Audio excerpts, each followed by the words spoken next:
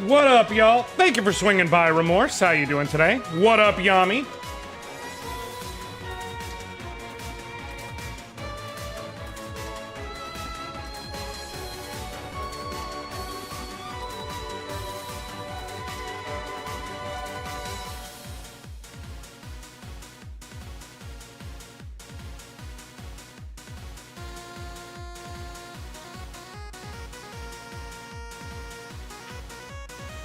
What's up? I will tell you what's up. I got to watch one of my favorite streamers on this first... I appreciate you greatly, Yami. How you doing today, bud? I am ready to bring in this fry of days. I'm streaming early because I have to go to the store and get some school supplies for the kids after the stream. And then this evening, I am... because I got it covered by someone, which makes me feel good because, you know, still laid off, still trying to make ends meet. Basically, someone covered for me to attend the Hobbit pre-release today at my LGS, so gonna be doing that. I'm just about to hit the monastery area. Oh, you are in for a time, Remorse, let me tell you. Like, when you get to see the fullness of it play out, I will tell you this. I will not spoil you any story details, but I will tell you you could technically, in order to properly technically beat Three Hopes, you gotta beat it 6 times. Because each of the 3 routes has 2 endings. Did Pocopia get to you? Yes, it did. And more importantly, it got to Joel because he really wanted it for his birthday. So thank you for that, Yami, because that was a birthday gift, and that was fundamentally like giving me the money I would have put towards Joel's birthday. So, and he has been playing it non-stop. I actually, because I was going to be driving the last 2 days, so sometimes Joel will bring stuff to his mom's when he's going to be there, sometimes he won't. And so sometimes, like, no, I don't want to bring the Switch too. It's fine. You can play it, Dad. Like, I'm going to be playing this, whatever, he knows. And so I asked him before he left. No, I knew it was here, obviously. I asked him, and I knew he was going to be with his mom's Wednesday, and then, more importantly, yesterday, his birthday, Thursday. And I was like, you going to bring the Switch too, buddy? And I'm obviously not trying to do it. He's like, well, don't you want... You've been streaming using it. I was like, don't worry. I'm not going to be streaming. I'm going to be driving. I'm going to be working the next day. So, totally good. You should bring it just in case you want to play. And he was like, okay, well, I don't know. I was planning on playing this and playing that. But just, he's very chill. And so he kind of liked to let me know the things he's planning on playing with his friends, things like that. And I was like, oh, well, just in case. You know, there's no reason not to because I'm not going to use it. Like, the only time it could matter is, like, the very, very first thing in the morning Friday. I'm not worried. He's like, okay, sure. And then yesterday, when he opened his gifts, he called me. He was like, did you tell me to bring the Switch too so that you knew I would have it here? I was like, maybe. And he was like, I love you, Daddy. So, that made me happy.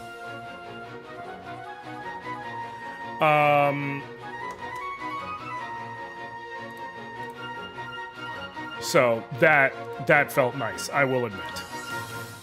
That I got to set that up. But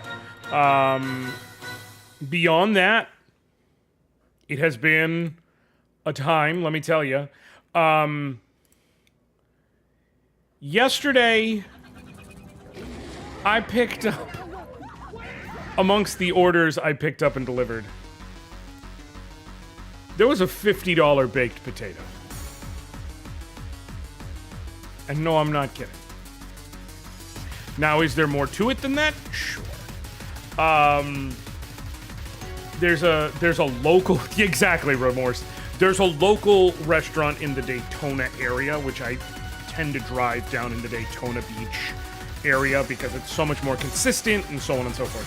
There's a local restaurant called Fat Boy's Gourmet Potato Restaurant. And so they do baked potatoes. There's like baked potatoes with like steak and chicken and shit like that. Like you get an individual baked potato and that's a meal. But their ultimate baked potato is $23.99, I want to say. I have not actually been there to eat, but I went and looked one time because I was curious. But anyways, when I pick up the order, sometimes I only have like a sticker or a thing on the outside that has a QR code and has the information for DoorDash and things like that and has their name, but does not have the annotated breakdown. But a lot of businesses just put their own regular receipt on the outside and just have a name on it. And this is one of them. And so I saw every annotation, and they have ultimate baked potato $49.99 because they got extra chicken, extra steak, extra cheese, like all this extra shit. And I was like, so my hope is that you got all this to split it with someone. That you got all these things to, like, it's like, because it's so much extra, you can then split it with another person. But also, and maybe I'm just weird, like, I guess technically if that's the goal, you saved money. Because they're normally $24.90 or $23.99. So two of them would be... No, you didn't save money. I just really quick, because I did the math wrong in my head. No, you didn't save money. You spent more money than just getting 2 fucking potatoes. You could get 2 ultimate potatoes. For the same price. Now, granted, I don't know how the DoorDash of it all affected it, but I can't imagine that it's scaled better than just getting 2 fucking potatoes. Now, the other thing that was on the menu that I would like to try one of these days, and it was only $8 according to the receipt, and I was like, I would try it at that price, is they got an order of birria egg rolls. I saw those 2 words in that proximity.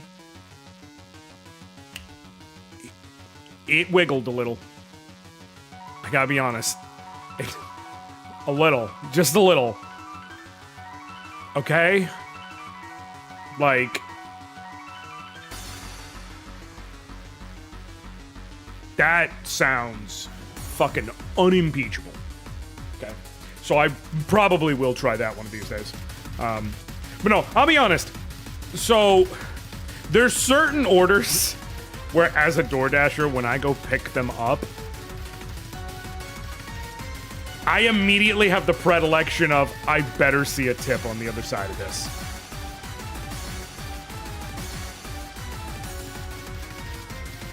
Yeah, I better see a tip on the other side of this.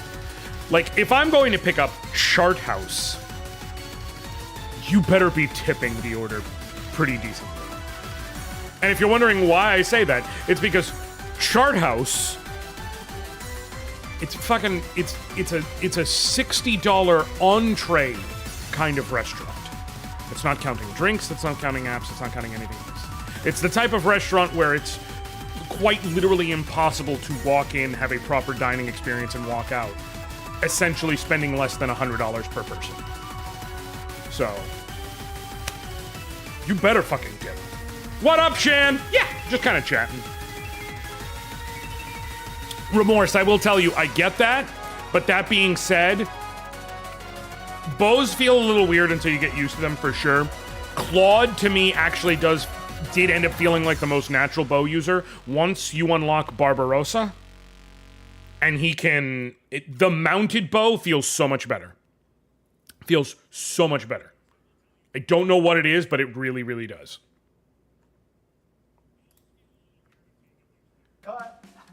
What up, Moth? Good to see you, bud. How you doing today?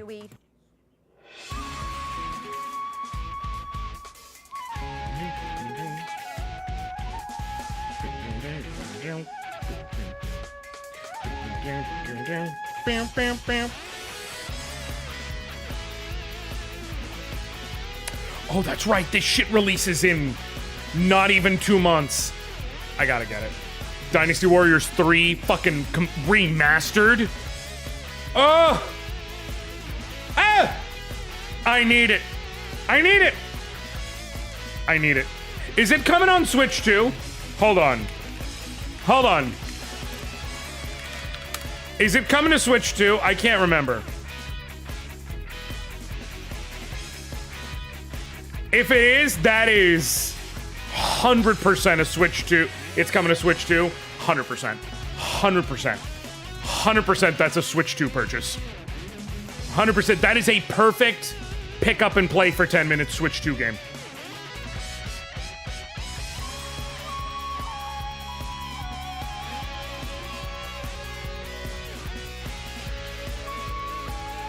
Wait, whoa, whoa, whoa, whoa, whoa, whoa, whoa! They're adding new scenarios? Like, I knew they were adding Ziluan. They're adding new scenarios? Oh, baby. They made it for me. They made it for me. I've not played enough Dynasty Warriors. Is that a good one to get into? If you want the Dynasty Warriors experience, Dynasty Warriors 3 Remastered may be quite literally the perfect entry point. Like, Dynasty Warriors 3 and Dynasty Warriors 4 is truly where so many people ended up getting into the series. It just, like, it really is this thing that so many of them got into the series with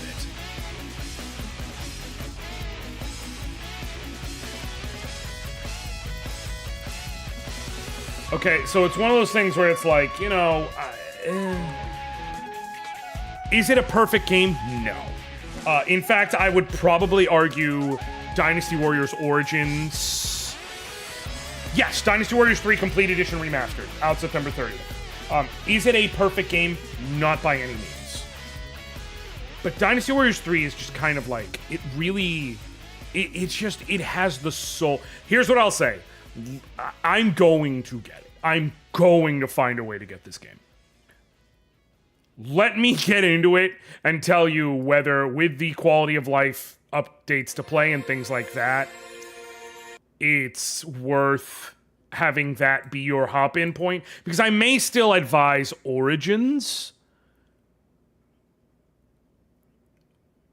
but because I really loved Origins. But the thing about Origins is there's a lot of fucking around with Dynasty Warrior story as we know it, in a way that feels good to me as a longtime player. But kind of one of the advantages of Dynasty Warriors 3 is, like, you're getting the Three Kingdoms story experience.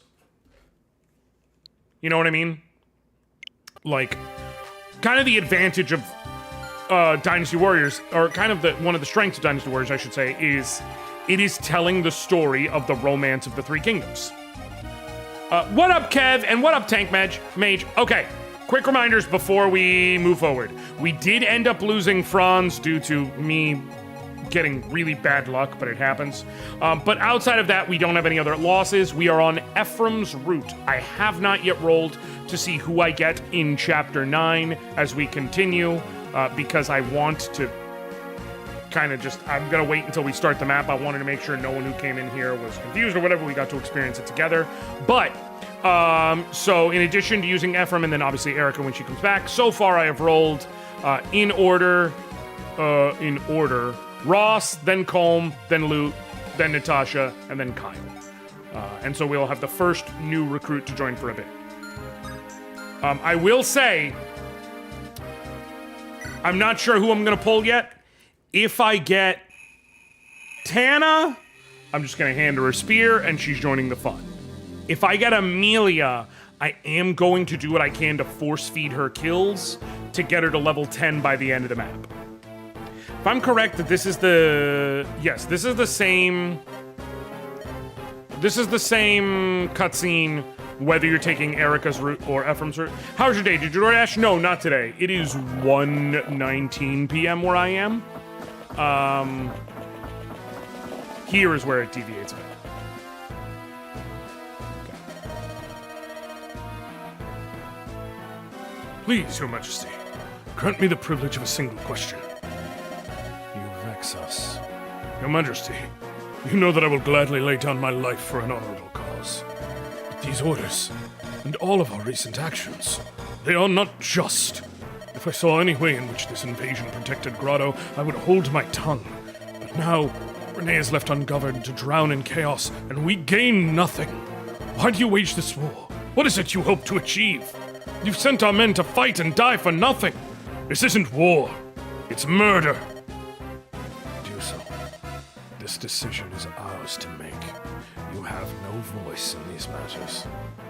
Punish me if you must, Your Majesty, but I implore you, please rethink this. If this continues, Grotto will... Dusel, go to Frelia. Crush the Frelian army and he who leads them, Prince Ephraim. Majesty!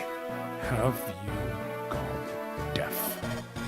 Dusel, go to Frelia.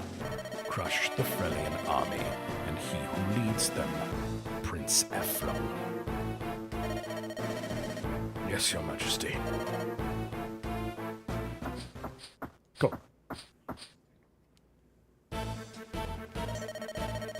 Commander Gant, we captured a Pegasus Knight snooping around outside. Let me go! Stop it! That hurts!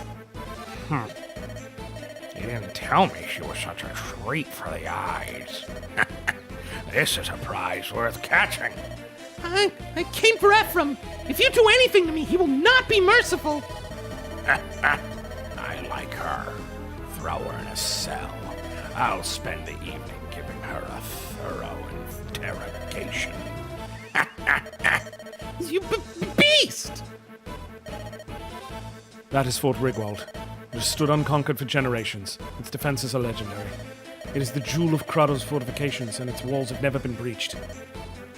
And if we don't capture it, any attack on the capital will be pointless. Tell me what you see, Seth. Do we have the power to take it? It's a daunting task. The enemy has the advantage of both terrain and numbers. And what about morale? Do you suspect the soldiers may be unwilling to fight? Anything's possible. This war is a sudden thing, but Grotto and Ray had long been friendly. Before these hostilities, our nations were allies. No, closer even than that. This is the Emperor's war, but the hearts of the people are not so swift to change. For example, General Dusel, one of the Imperial Three they call Obsidian. He was the one who taught me what I know about fighting with the lance. Dusel's sympathies are sure to remain with Renee than with our cause. He is loyal to Grotto, but he has no love of war. I'm sure he will speak with me. And more than that, Prince Leon has been my friend for years. He can be timid at times, and perhaps he was unable to oppose his father in this, but I'm sure he detests this fighting and shares my opinions. Prince Ephraim. There must be some Grotto soldiers within the castle who do not want to fight.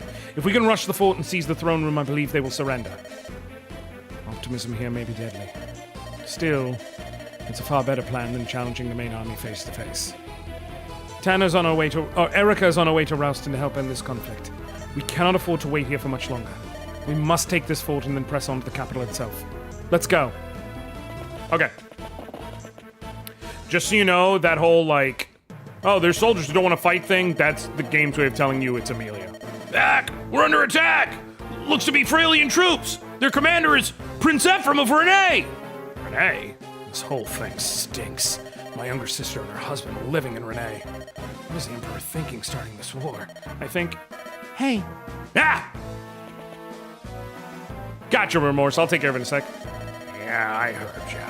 Talking about not fighting, are ya? Losing your nerve? The punishment for treason is harsh. You'll burn at the stake. It's not just me. Even General Dusel is opposed to this war. Dusel? You'd side with that washed-up coward. And who's your commanding officer? Is it Dusel? Come on, out with it! No, you are, Sir Geb. That's right. So that should make it clear whose orders you follow, huh? You got that, dolts? If you do, then shut up and get in formation. No one cares whether you minnows live or die anyway. Got it? Wait a moment. That's a horrible thing to say. And who are you supposed to be? Your name. Out with it. I'm Amelia. I was assigned to this fort today. I'm a soldier of Grotto. I'm not a slave. What's this now? You're a girl. You got a lot of nerve talking like that to your commander, recruit. Looks like I'm going to have to teach you about the chain of command. Commander Kemp, enemy troops approaching. Stinking interruptions. Form up, you useless worms. Don't let those dogs near the throne. Grotto cannot afford to lose such a brilliant tactician of my stature. No one will blink if any of you worthless toads dies. But if I die, you should be happy to fight, kill, and die in my service. I became a soldier to honor the Emperor, General Tussle, and the people of Grotto. But this is wrong. It's the lot of a soldier. We're pawns in the games of kings and emperors. We fight as ordered and we die as ordered. That's it. Come on, time to go. All right, cool. Let me catch up and do this. Remorse. Let me give you access. Cool, you're good. Now that's handled. Now then. I also did pick female Byleth, though, to keep the cover the same. Honestly, I don't like switching the classes much in Three Houses of the Lords and, well, Byleth and shows. Yeah, they have some cool, unique stuff. I just discovered Fire Emblem Darkstones and Bandit Emblem, where you play as the bad guys. I wish I could play as the bad guys against you in FE7. Mecha, an FE-tuber, did it with a friend online. Yes! I'm familiar with Mecha's run. Mecha's great. There are certain FE-tubers that, you know, we're not going to talk about it. But Mecha's good. Certain FE-tubers who are not so good. Fuck it, I'm just gonna say it. Mangs. I'm talking about Mangs.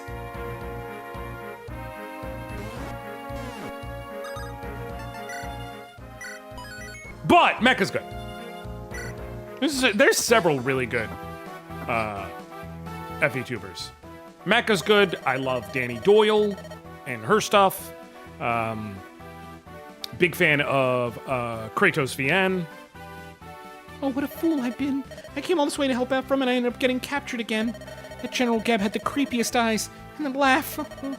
Hurry, Ephraim. Please, hurry and rescue me. Okay, we're gonna do the damn thing. So first things first, it's rolling time. You get this prepped. Cool. So, we're on the Chapter 9 to 15 section. Chapter 9 is Tana or Amelia. No matter which route you're on, they're the only two who can be equipped on or can be recruited on this chapter. So, a 1 is going to be Tana, right? A 1 is going to be, yeah, a 1 is going to be Tana. A 2 is going to be Amelia. Tana! Okay, I'm okay with that, TBH. I am very okay with that. Because there's a very non-zero chance I get Ewan later, and that means I can devote my Tower of Volney run pretty much entirely to Ewan. Amelia is fine, and it would be cool to get a general, but I like the idea of having a fucking flying people. You know? Been catching a lot of Bloot Goose recently. Good editing on his stuff. Remorse, if you're talking about the FE tubers I mentioned, they're just like literally if you're going to look for like Fire Emblem content, they are the ones to go. Reliving Elegy. Just so I know, first of all, welcome. Second of all, do you prefer just Do you prefer reliving? Do you prefer elegy? Like, I can obviously say the whole thing, but I usually shorthand, so is there any particular portion you prefer when anyone's doing that? No, these characters, we haven't played Sacred Stones, dog! Yeah, but the 2 units you can recruit on this map, I actually already have Tana recruited. She just needs to not, like, if I move her here, she'll get, attacked, because she has no gear or shit. But I need to free her, hand her a spear, and then she can take part in things. Amelia, you can speak to her and recruit her, which I will be doing, especially because I want to take that speed wing and give it to someone. But, yeah. Elegy is smoother. I'm good with Elegy. How are you doing? Been catching a lot of Bloot. I have not watched Bloot Goose. I'll go check them out. You mean Meg Sullivan? Essentially, if the unit is a girl, she's going to say it's a goof unit. No, I didn't. No. I said Mangs, not Meg. Or Meg Sullivan. Mangs, M-A-N-G-S. TLDR. Mangs is, unfortunately, if I had a nickel for every YouTuber who got, essay allegations, I'd have an unfortunate number of nickels. I'd have a very unfortunate number of nickels. And I'm not saying Mangs is a sex pest because, there's legality issues when you do shit like that. I am saying there's credible accusations. I'm gonna let Ross pull here, because I don't want to push too heavy when they got a whole gaggle coming. Let me take out that Armor Knight and then go from there. One would, Elegy, any number of them is an unfortunate number. This isn't it's weird, 2 nickels, it happened twice. It's I don't want nickels in this scenario. I want none nickels. But unfortunately, it is a very not none nickels number.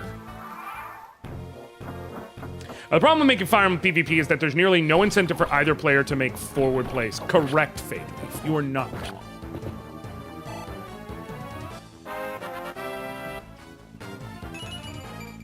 Hey, I will take that shit to the bank. I will take that shit to the bank. Strength, speed, defense? Hell yeah. Ross, you are doing just fine, brother. Okay. We are going to park. You're going to be able to attack no matter what. So, you got 16 attack. You've got 19 attack. Okay. Neither of you have a longbow, correct? Cool. There's this. I'm going to have to worry about the sleep inducing the sleep priest. Oh, do you have a... No, I didn't buy you a restore staff. I didn't buy you a restore staff. Okay. I can try and dodge all that.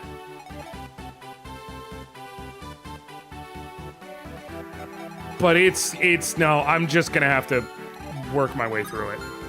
Okay, so 19 attack and 16 attack. Colm, you have 4 defense, so that would be theoretically 12 and 14, 26. If you get hit by both, you're dead. Kyle, however, can go stand there. And in fact, will go stand there. I also realized, by the way, if anyone, I'm going to say this real quick, if anyone else decides to do this challenge run, I was technically inefficient with my experience use. And here's what I mean. So, for those of you who are new here who have not heard the rules yet, super high level overview, I'm doing a Fire Emblem Nuzlocke. You can hit ! Nuzlocke in chat, and you should see a quick explainer pop up. But either way, real quick, the thing about Nuzlocke is it has 2 primary pillars, because a lot of people are being like, well, isn't that just playing Fire Emblem? No. Yes, a Nuzlocke does have the when a Pokemon dies, it's dead part of things, and permadeath is going to be the thing. But the other half of it is, when in playing a Nuzlocke in Pokemon, you can only catch the first Pokemon you encounter in a route. And so, what I am doing is, whenever I get to a new chapter, I pull up Serenus Forest, all the characters are listed, I go from the top down, assigning them a number on any given chapter. So in this chapter, it was Tana was listed first, so she's 1, Amelia was listed second, so she's 2, and I spin a random number generator, and whoever it lands on, that's who I'm allowed to use. I can recruit everybody and take their inventory. If I need to use someone to recruit someone, I can use them for that, and that only just to prevent dead catches, so to speak. But that is it. I cannot use them to take hits, cannot use them to ferry anyone around, cannot use them to get items, nothing else. Obviously can't use them for combat. And that's how I get my team. So I don't have a say in who my team is. Okay? An Iron Man that cripples multi-recruit chapters. Sweet content. Exactly, Elegy. Which is why Sacred Stones is a great game for it, because there's only a handful of chapters where you possibly get a single recruit. Chapter 14, in either route, you get Renak. Chapter 16, you get Mir. Chapter 17, you get Cyrene. I also allow myself the Lords no matter what, because that's your starter Pokemon. And then also, if you're playing Erica's route and you successfully recruit Amelia in Chapter 9, in Chapter 13, you're guaranteed Cormag. Otherwise, every other chapter is a multi-recruit situation. Also, as just a personal thing, if I'm doing it in Sacred Stones, which I obviously am, because the first time I did it was in Binding Blade. If I'm doing it in Sacred Stones, I don't treat Seth as part of the prologue. I roll him into the Chapter 1 units, because the idea of getting Seth for free is broken as fuck. It instantly invalidates any challenge. So I roll for him alongside Franz and Gilead. But yeah, Binding Blade is another excellent game to do it in because units almost always join in groups. So and it's not just that you're limited in your units, it's that you don't get a say in who those limited units end up being. You know what I mean? So it's fun to me. Okay, now having established all that, I'm allowed to recruit Amelia. I cannot use her. Tana was who I rolled for this chapter, so she's the one who's joining me. Just so everyone understands the way I'm rolling. The other point I was making is this. If someone ever decides to do this challenge yourself, and you decide to do it in Sacred Stones, because you see I'm doing it, you think it sounds fun, I was actually inefficient. Because in Chapter 8, I let Ephraim and Erica handle pretty much the majority of everything. And they both ended up getting up to level 15. Which sounds good, it's actually a waste of experience if you're trying to maximize the experience you have for your limited team. The reason I say that is, for those who don't know, the reason I gave both of them an even amount of experience is because I decided I'm not rolling for which route I'm gonna take until after I beat Chapter 8, so that I don't know which Lord I'm gonna have, so I can't like stack the box for experience on whichever one I don't have or anything like that. So I said, I'm gonna put that on both, I'm gonna give them both as much experience as possible, which got them both to level 15, which is quite literally the worst possible thing. If for the Lord you don't use, the way the game treats it is, if they're above level 15, if they're at level 15 or above, they just rejoin at the same level with the same stats. If they're below level 15, they get leveled up automatically up to a maximum of 6 levels. So essentially, if you want to be totally, like, completely experience efficient, you want to take Erica and Ephraim to level 9 and just leave them. And then you can quickly catch up whichever Lord you're on a couple of levels to get to everyone else, but that's 500 to 600 experience easily you can distribute to each of your other units. Can you recruit for loot purposes? Yes, I'm allowed to recruit and strip the inventory of any given unit. I just can't use them for any other purpose. So like once I recruit Amelia and I take her shit, she's out. She's gonna toss her shit in the what's it called? In the convoy, and then I'm gonna go throw her in the corner or something, which I believe there's reinforcements in the bottom right of this map. Yes. So I will have to like let that clear first. When you open the big door for 2 turns, 2 cavaliers from above, waiting inside the black line. Okay, never mind. 2 cavaliers in the lower right part, crossing the red line below the archer for 2 turns. 1 shaman on the stairs. What's fucking stairs? I think. Oh, I see here. And then waiting inside the green line. 1 cavalier. Okay, so actually, as far as I can tell, essentially, once I get to the big double doors, all of the reinforcements that appear from the outside will be gone, generally speaking. So yeah, once I get here and recruit Amelia, I'm gonna have her throw her shit in the convoy, and then I'm gonna have her make her way down in this area, and she's just gonna stay out of the fight, essentially. All right, now to the actual gameplay, because I've spent all this time getting everyone caught up to the dumbass rules. Every time I max level Amelia, she ended up being an average unit at best. That's the thing. Amelia is the definition of a potential unit. I don't mean in that she is theoretically or potentially a unit. I mean, like, she has amazing potential. Especially as a general, she can have some of the highest possible stat caps in the game. But she's not. She's not unless you're going to get incredibly blessed. Like, which is fine. A unit doesn't have to be literally the best possible unit to be good. But, like, it's just the reality. Amelia is more about what she could be than what she ever actually is going to be. And again, that's okay. It is okay for that to be the reality of a unit. Like, units are allowed to just literally not be the best thing possible. Can you just barely? I'll take it.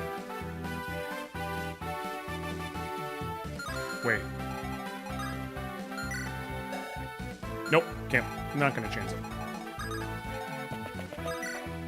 I have this gut fear of me throwing Colm where both a fighter and the archer can get him, and that fighter hitting, and then I'm just having a fucking heart attack. And I'm good. Ross, you're gonna go right here.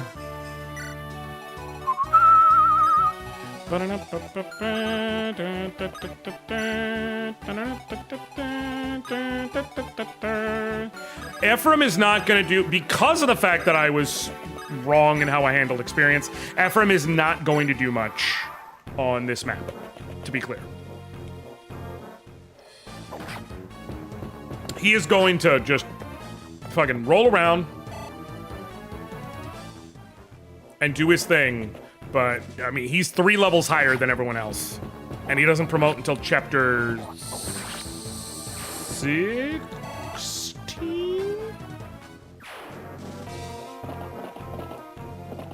Trying to remember off the top of my head, but 16, I want to say? Bad units are more interesting anyways. Number 1, Ogier supporter. Okay, Elegy. So, I'm gonna meet you partway in your sentence. Oh, suck my dick, dog.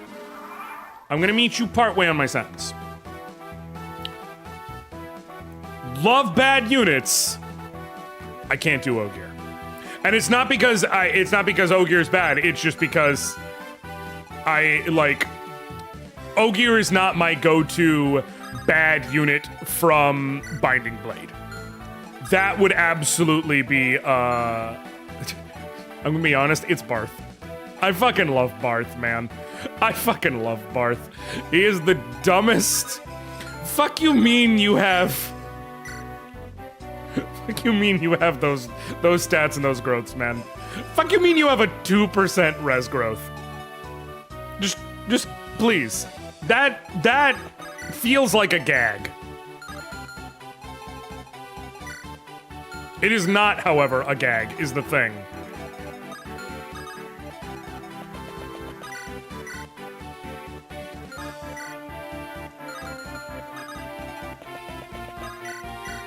Okay, you've got a... can you get the kill? Very much. What the... Cool. Perfect. Okay, so the smart play to me... Let me do some... That... Hand axe has a point less than the iron axe, so just so I can do some math. Okay, so he'll absolutely... And the hand axe has... Okay, cool. He'll absolutely be able to guarantee a kill on one of these. So the play is... We heal Colm.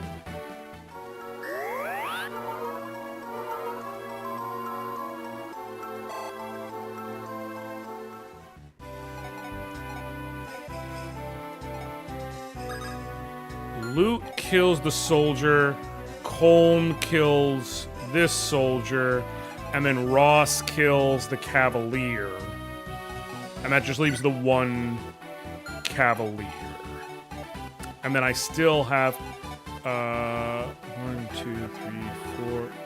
The only word I'm gonna put loot right here for it.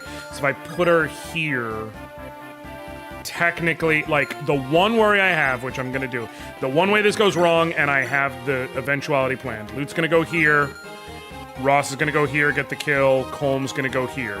If Colm gets hit by this fighter, technically he's at risk of dying from this cav, so by putting loot down here for it, I can ensure Ephraim can come up and rescue. And we are therefore safe this turn. So, we're gonna go with that. Bad versus worse versus unpickable. Ogier better than Barth. Barth exponentially better than Wendy. Oof. Wendy. Listen, I've had to use Wendy. Wendy was in my Binding Blade Nuzlocke that I did. Here's the thing. Here's the key I want to say, and I want you to understand. When I say I played, it's definitely funnier playing with bad units, but even Namey, generic Archer level 1 is a B. Correct. Here's the thing, which is what I was about to say. a unit being a bad unit and a unit not being usable, two very different discussions. Like, so over on Threads, I've been doing a series, 56 Days of Fire Emblem. Basically, one Fire Emblem character every day leading up to the release of Fire Emblem Fortune's Weave. And, like, I have barely scratched the surface of the series. But one of the characters I brought up, because I need you to understand, I played every single version of every game in this series. I brought up Ronan from Thracia. And if you have not played Thracia, I cannot stress enough, Ronan is a bad character. Like, Ronan is a bad character. He's not a good character. He is objectively not a good character. Okay? I need to make that abundantly clear. But he still has use, and he still can be cool. The thing about Ronan is a bow fighter, which is an archer. He has almost no real competition for bows. His only competition is Tanya. Like, for legitimate people, for most of the game. Like, Ronan's he's gonna get... Oh, and FE5 has some cracked bows in it, let me tell you. So he's gonna be able to get, like, the Master Bow and shit like that. And Ronan has 3 movement stars. And for those of you who don't know what movement stars are exclusive to Thracia. What movement stars are is, for every movement star, you have a 5% chance it can only activate once in a turn. But for every movement star, you have a 5% chance after acting and taking your turn and ending your turn to just go again. To just get an extra turn. Think Gale Force, except you don't have to attack for it. So, Ronan has a 15% chance to just act twice every fucking turn. The only characters with 3 or more other than him are a staff user and some fucking endgame characters. In a vacuum, it's like, oh, so he gets awesome weapons and it's 15% chance to act twice every turn. Yeah, he also, I genuinely think that they flipped his magic and strength growth. He has magic growth like a mage. There's no magic bows. There are no bows that run off magic. He has no, magic, it does double his resistance in Thracia, but he can't use that magic stat offensively in any way. So it basically makes him an anti-mage, an anti-mage archer, I guess. Which, it's fine, it's cool, he has a purpose, but the point is, Ronan is just objectively not this great character, and he's still completely usable. I would know. I went out of my way to use him. I replayed Thracia just this year. I went out of my way to use him, and he was fun, and he was strong when I leveled him up. That constant, ever-present chance to just multi-smack folks is great. But he's not a good character. A character being a good character and a character being usable, two very different discussions. Donald has a similarly bad starting point, a much more stringent requirement to recruit, and much level payoff to train him up. Correct. And people fucking love Donald. It's because it feels good to level up a weak character who turns out strong. Also, Kev, I regret to inform you,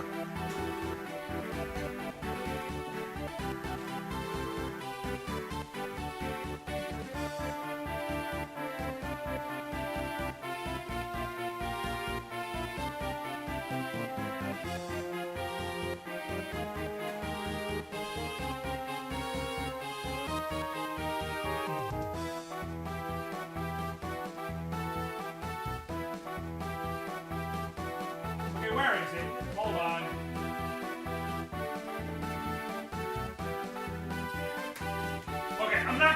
keep hunting for it, it's got to be with my son's games downstairs.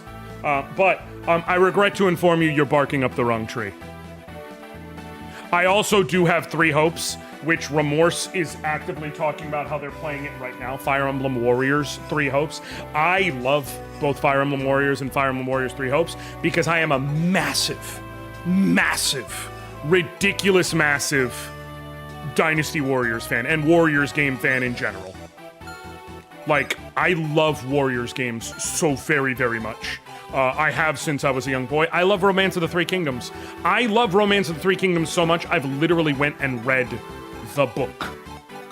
I've read the actual Romance of the Three Kingdoms. Okay? Like, you will never hear ROTK slander coming out of me. I'll tell you that right now. And so that effectively also goes to Dynasty Warriors because I love the story, I love the characters, I love all of that. And so when it's like, yeah, well, what if we combine Dynasty Warriors which is essentially the modern day equivalent to a beat 'em up. Like, that's the thing. I feel like a lot of people are like, well, they're just button mashers. Okay, it's a modern day evolution of a beat 'em up. That's fine. I love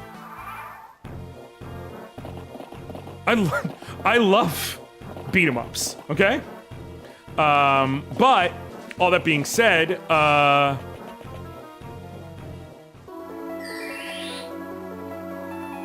when you take a game series I love like that, mix it with another game series I love like this, yeah, I'm in. The least fun I had using units in Fire Emblem was when I played Path of Radiance and got Lagoos. See, I like Lagoos, but I understand people who dislike Lagoos. Okay? I understand people who dislike. I was talking about Dynasty Tactics. It's almost like both franchises. Oh, okay. You mean the other way around? Yes. Dynasty Tactics on PS2 was. It wasn't the best. Yes, Mordecai has big HP and damage. By the time he can actually attack, Ike is already seized. So that's a Mordecai issue, though. And I love Mordecai, but Mordecai really, like, his thing is just a bit too long. And there's not enough Lagoos stone. If there were more Lagoos stones, enough so that you could, like, basically just decide, oh, this one, I'm using this Lagoos. This guy is mine. I think it would have been better received. But because of how it was implemented, you know, not quite so great. If you love Romance of the Three Kingdoms games, then name someone from each of the main games. Caracal, are you really G-checking me right now? I'm actually, Elegy, I do have a point to make about the demi-band and why it technically plays into the Lagoos not being fun. But, give me. Caracal, are you really G-checking me right now?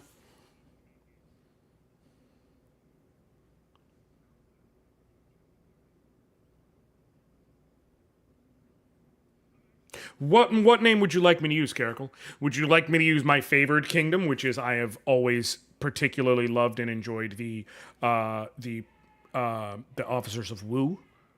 And so obviously, you know, the progenitor, the patriarch of the clan, it starts with Sun Jian, but then eventually Sun Ce, my favorite of the Sun clan, takes over, and he is known as the Little Conqueror for the amount of expansion he did for the country. But he really had the kingdom under his control for the least amount of time. The one who had it for the most amount of time would, of course, be Sun Quan. And then, of course, Sun Ce had his right-hand man, his closest advisor and closest friend, and we can be honest, boyfriend, whatever, Zhou Yu. And then, of course, you have various other officers who remain throughout the kingdom, such as Gan Ning, Taishi Ci, and then you have Huang Gai, you know, you have Han Dang, you have, of course, the daughter of the Sun clan, Sun Changzheng. Then also, however, that's just the Sun clan. We could, of course, talk about the Wei kingdom, in which the case we're talking about, of course, Cao Cao, the objectively the most successful of the various leaders, his right-hand tactician, Sima Yi. You could talk about the Jiahu clan, which is, of course, his cousins, Jiahu Dun and Jiahu Yuan, as well as Jiahu Ci. And then, of course, there is, you know, there is such people as Zhu Chu, who was known for his battle prowess. Obviously, most people know the Shu Kingdom, which is led by Liu Bei because he is, the most virtuous of the leaders, and his two sworn brothers, Zhang Fe or Guan Yu. And of course, there is the 5 Tiger Generals, including those two. There is Zhao Yun, Wei Yan, Huang Zhong.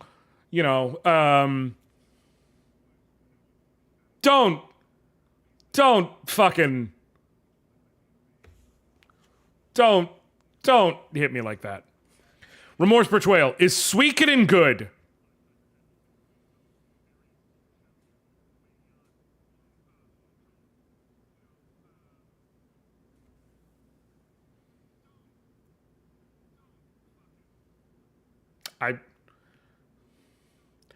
I might be a biased source.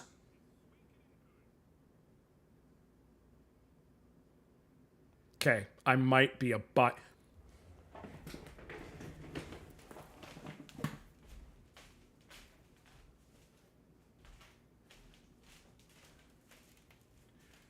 I might be a biased person to question, dog.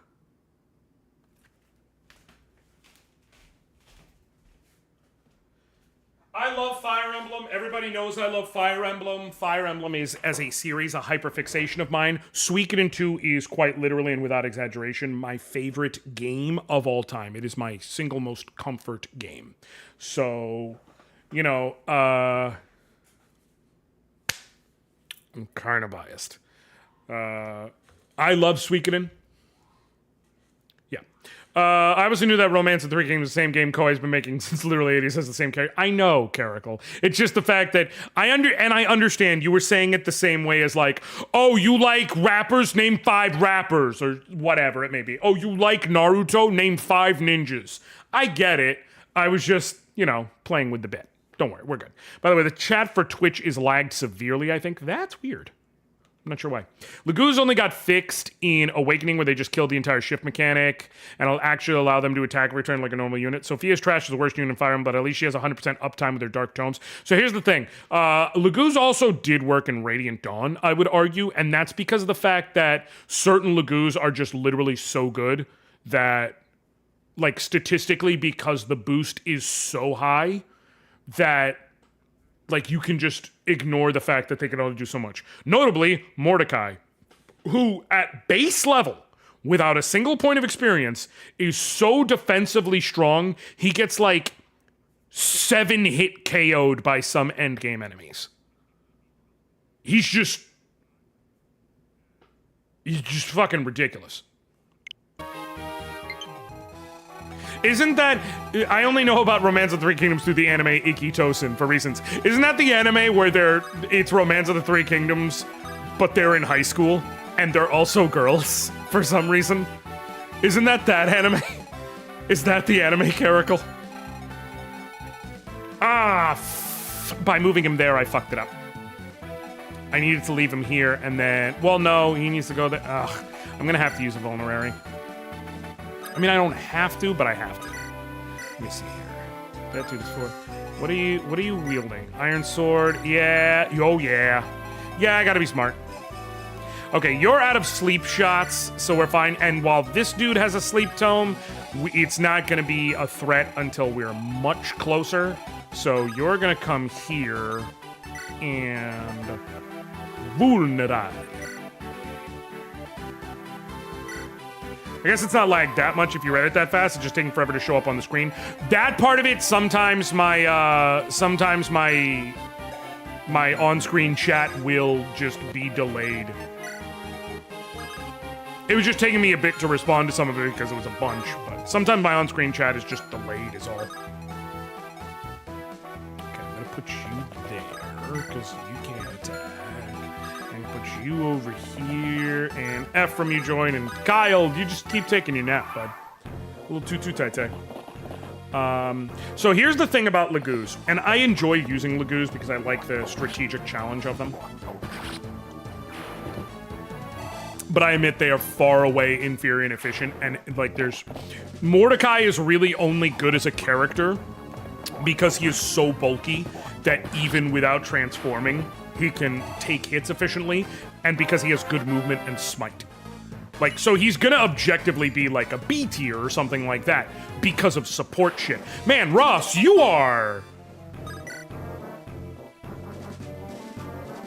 Fuck. I just fucked up. I didn't mean to send the Iron Axe. Shit! I meant to send the Heavy Spear I just picked up. Anyways, I mean, I guess it works out here because he's gonna get javelined, but still. Ross is pissed the fuck off. Look at those stat gains. Homeboy said, nah.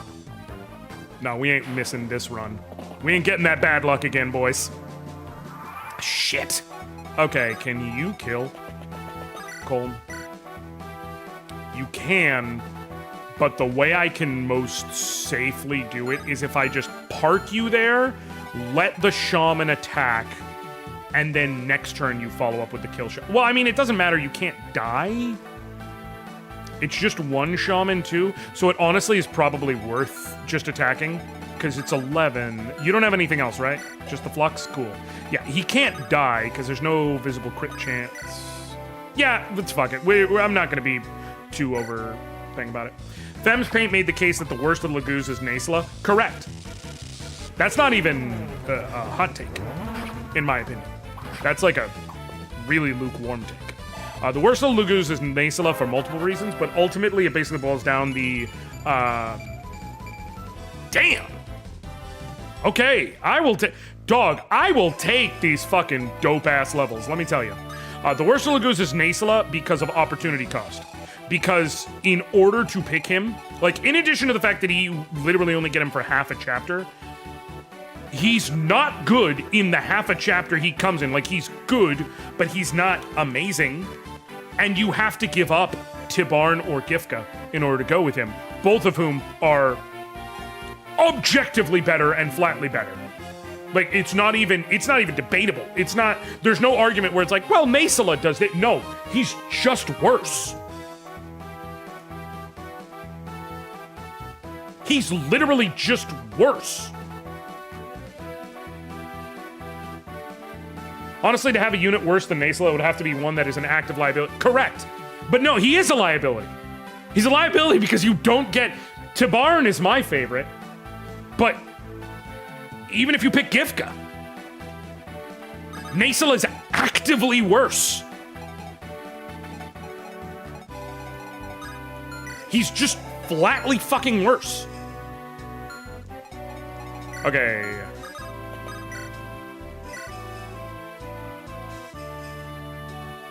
This sucks.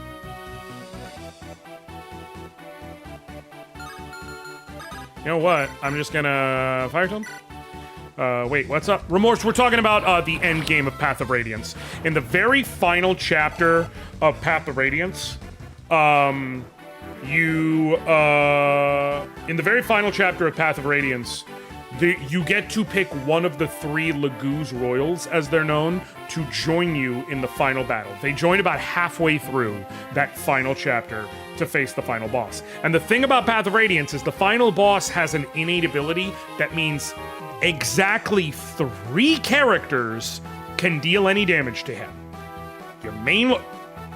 4 characters. Alencia technically can, right? I'm not making that up. Pin in Alencia. I feel like Alencia can. But, Ike, whichever Dragon Lagoos you have to join you, either Ina or Nasir, and then the Lagoos Royal who joins you, are the only characters who can actually damage Ashnard because of his innate ability.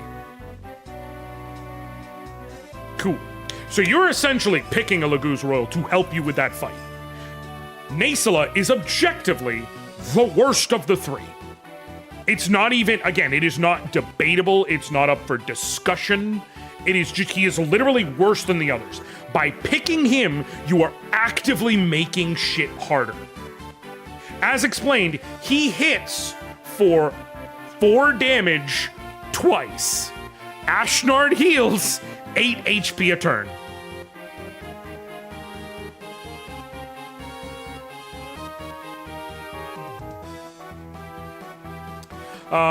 Did you see a while ago that I posted that Dan Levitard went 82-0 his very first time? I did. I was mad that he had such good luck, TBH. I was a little flamooxed.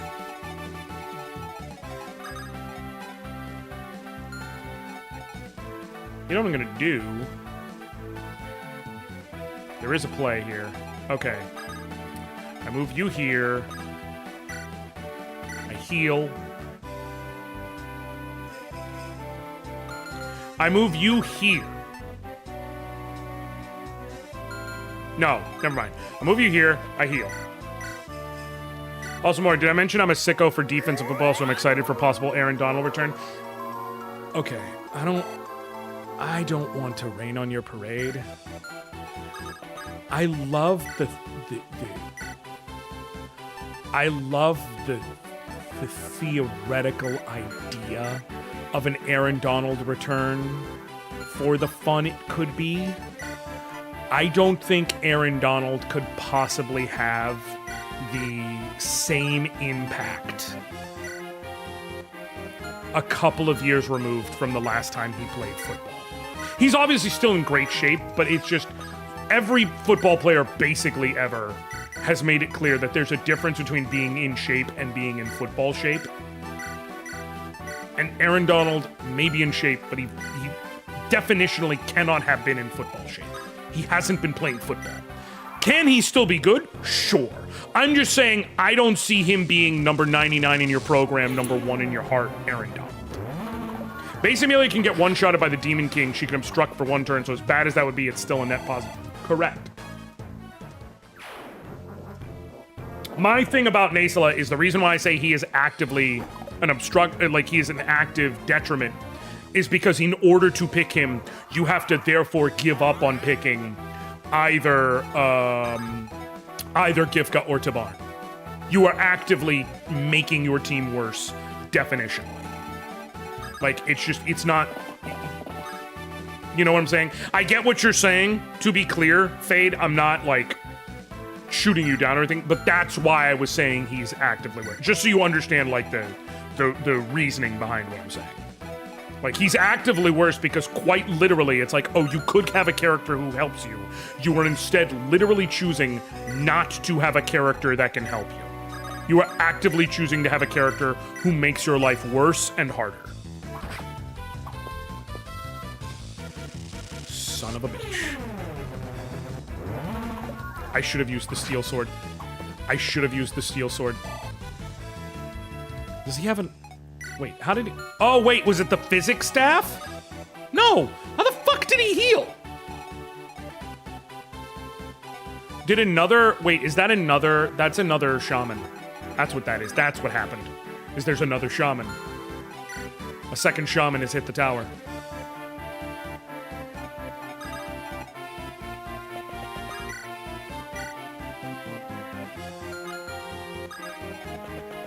Okay, heal. Cool. Look, the universe has to course correct because Sam fucking Darnold won a Super Bowl before Lamar and Josh. You know... Listen, I think we all deep down expected the Sam Darnold Super Bowl masterclass at the beginning of last year.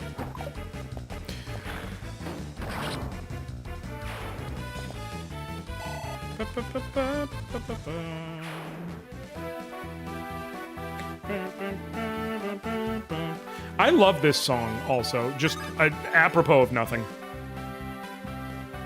I will let her actually sit here to possibly take that shot because she can only get hit for, what, 4 damage? Yeah.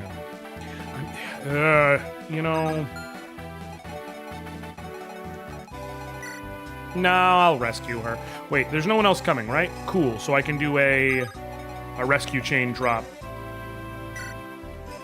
Rescue. Cool. So that she's available as of next turn. Because I want Kyle to lead the charge over to the door anyways. Since the others have all... Well, she hasn't, but she's going to get some work in anyways. Listen, last year was weird.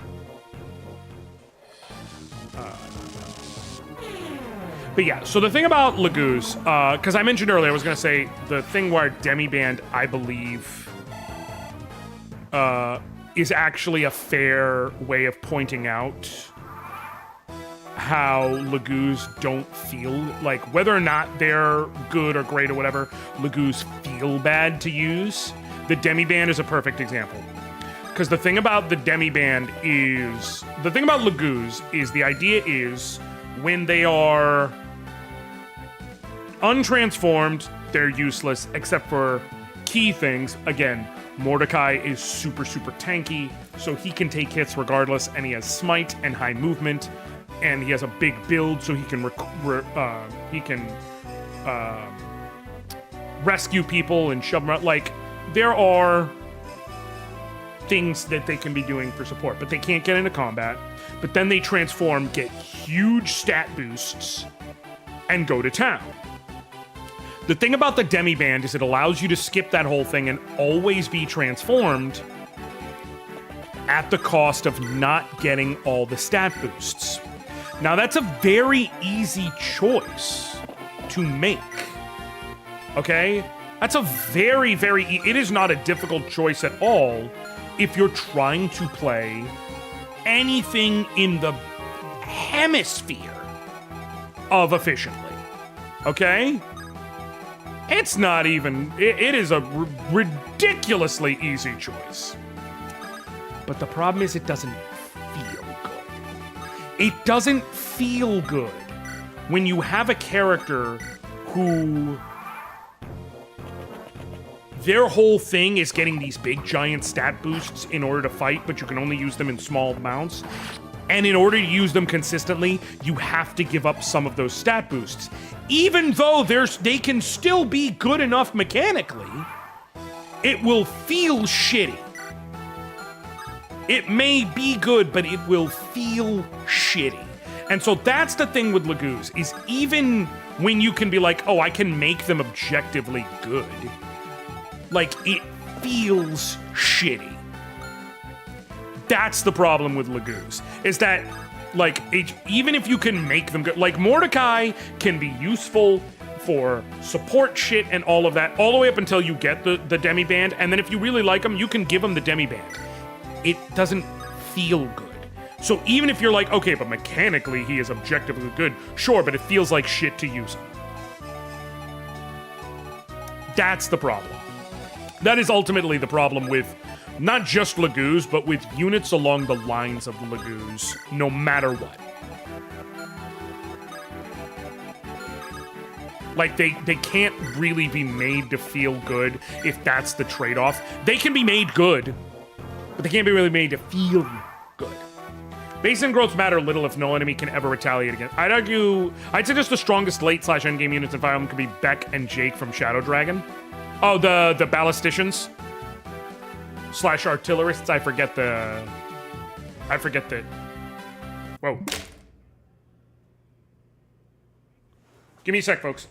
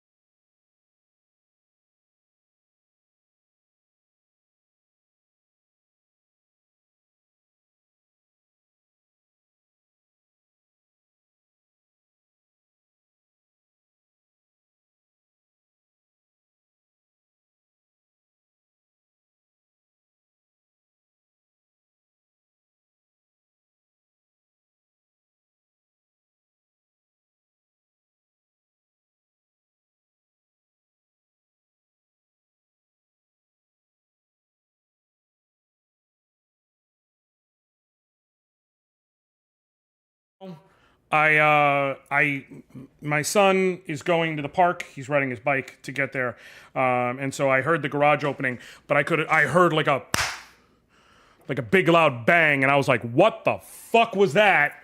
And it was just, I think he just dropped his bike against the garage door when he rolled it out. And so that's why I heard, but we're good. We're fine. Everything's okay. I just wanted to make sure, like, no one got hurt or anything, you know what I mean? Also, I see your argument, Fade Leaf. The thing is, Beck and Jade, I'm not going to give them that point because of things like availability and whatnot. Man, it's really hard to give an answer to me. It is really hard to give an answer of best unit in Fire Emblem that is not either Seth or Titania. It's really fucking hard, man. Like, damn. They just, there's nothing they don't do.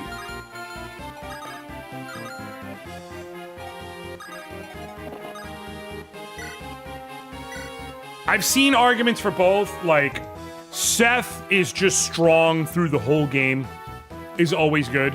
Titania has the advantage of being also strong through the whole game. Titania's knocks compared to Seth is she quite literally cannot solo her game, not just because of the couple of chapters she's not there, but also because she literally is not allowed to solo Ashnard. I'm gonna have Luke pull this in. And also, you know, she's not quite as strong ultimately as Seth. The flip side is that comparatively, Titania has one very, very strong thing that goes for her. She uses axes and lances in Path of Radiance. There's not a better weapon combo to have.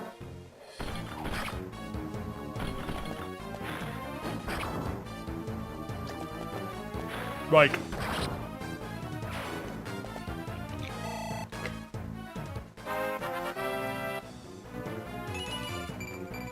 holy shit, we are crushing the level ups this map.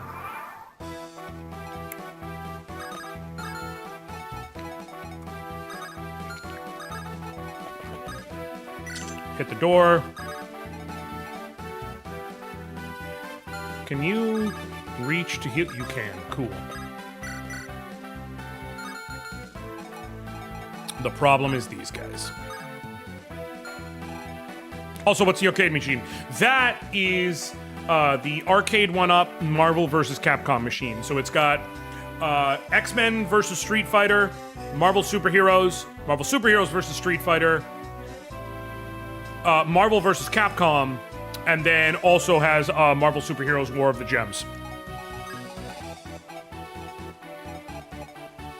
Shit. I don't have a good way to do this. These things both have javelins.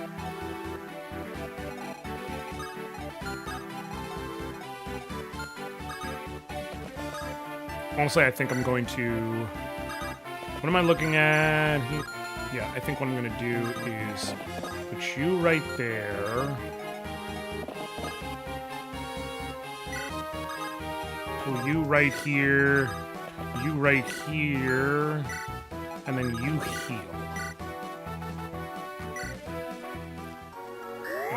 FE8 has less focus on the triangle than most due to monster presence. Correct. Which is why, like I said, it's weird. I lean Seth. I was just saying how I could see the argument for Titania.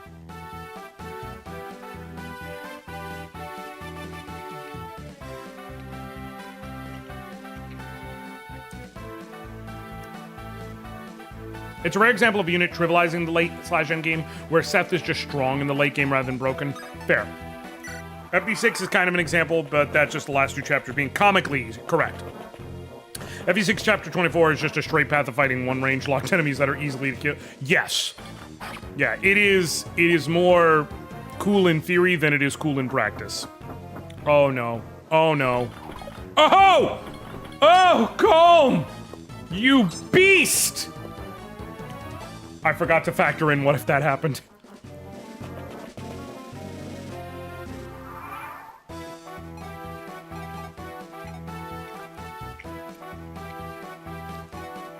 Okay, she can blick one of these off the map. He can do the other. So I think what we do is Colm goes here, or Ross goes here rather, deletes this one. If Ross goes here and deletes this one, Natasha can go here, heal Colm. Oh shit, Amelia.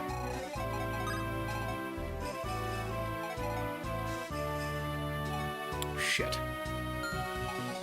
How do I do with javelin on you? Not good enough. On you. Not good enough. Alright. I'm gonna have to get creative here. 'Cause if I let Amelia run in, she gonna die. Okay. You have a javelin? No. You also don't have a javelin, so basically as long as I'm here and below, we're fine.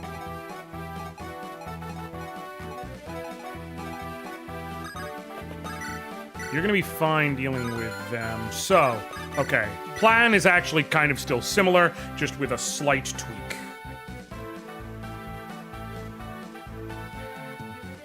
Ross, you take out this dude. Okay. Tower of Only has a floor based on that chapter, but the monsters are just much more dangerous. Correct.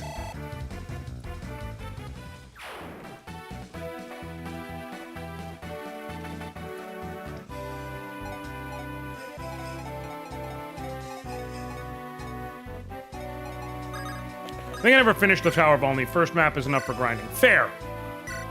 I might request a more hand-holdish session to get the thing up and running. The thing.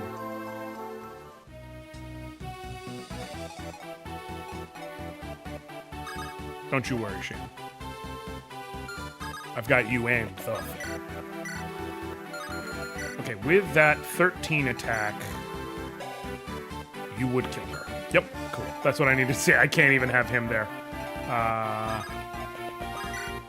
Could have her do this, blot him out. There's unfortunately not a way to do this in which I can have him standing next to Kyle still. So I'm just gonna have to accept that and go to where it makes the most sense. The thing we were trying— No, I got it. That's what I was like. Also, Unicorn Overlord. Great choice. Great fucking choice. I think we let Ephraim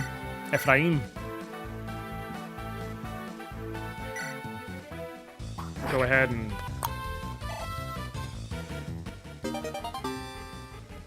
Ooh, are you A rank now? Sweet. Right, and Kyle, you go ahead and come here and Steel Lance this son of a bitch. What about this one, just so I can see after the fact? Okay, sweet. None of you have longbow, right? Cool, we're good. All right, and this will make it so Amelia can run up, but she cannot reach us, so she won't die. So I can recruit her, and then...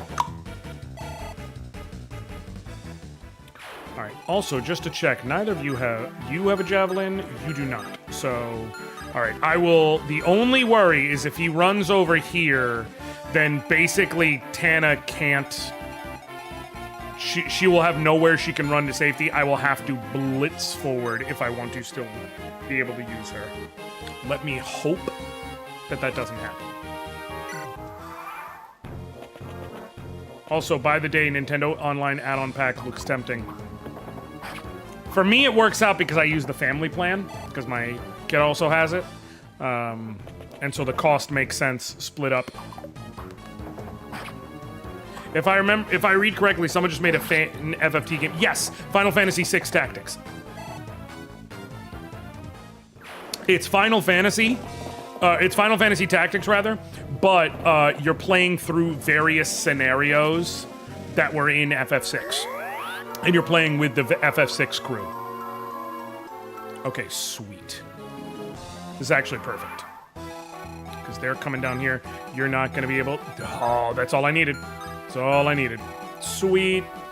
Unfortunately, Tana is going to definitely be behind. I'm going to have to feed her a bunch of this as best as my ability can do so. But thankfully, one advantage is Geb has only melee weapons. So I literally can kill him without any fear at 2 range. Okay. Oh, you bastard. Just barely can't do it.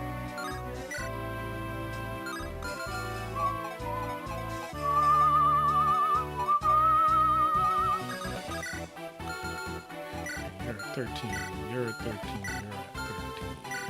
you're at 12. Okay, so I think what makes sense is let's blick him.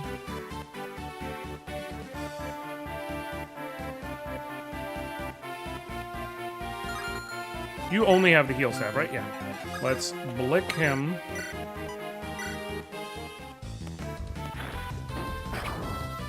Okay, and then Kyle is going to get the kill.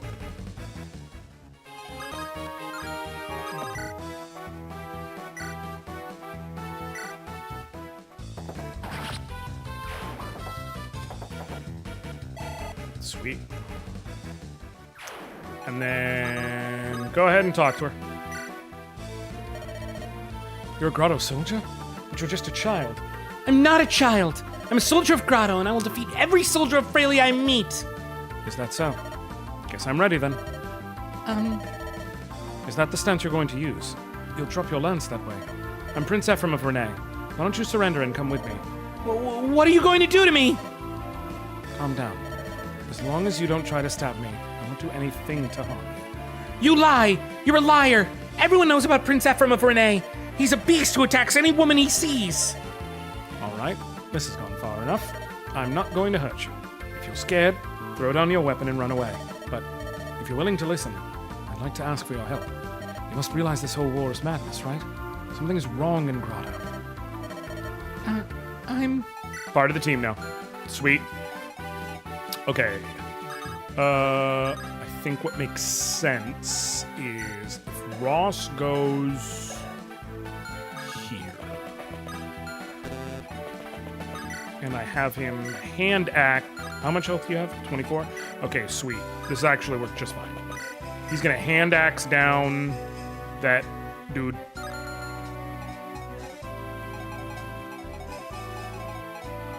Yeah. He's gonna hand axe down this dude. Hopefully. Well, the idea was he's gonna hand axe down this dude, and then Amelia's gonna go here and give her shit.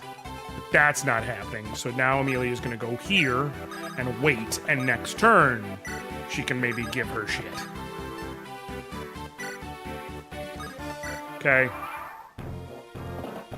Enemies are deciding to run up, get done up. Bang. I was gonna say, nah, fuck them kids, MJ style, but depending on which MJ, you might have a different response. Longbow? Since when? I disagree.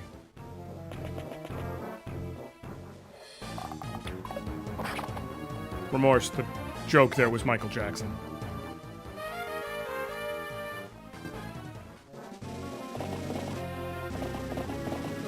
Oh no. Fuck! Oh, thank God. I was like, fuck, no.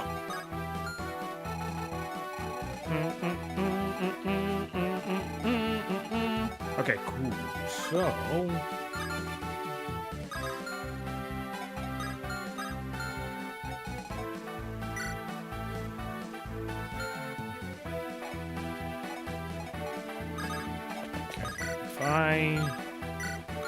How much health do you have? Okay, cool. So I have to do it. If you do that... Nope. Well, I guess I could pull Ephraim out of the way.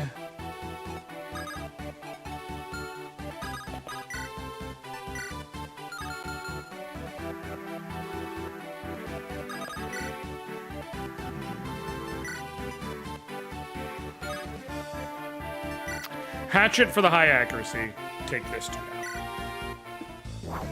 Damn! Ross said, fuck you and your bow.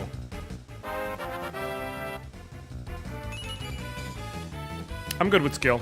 He's got good balance. High across the board, but good balanced stats. This is a good-ass Ross. In my opinion. Okay. Let loot. Kill this dude.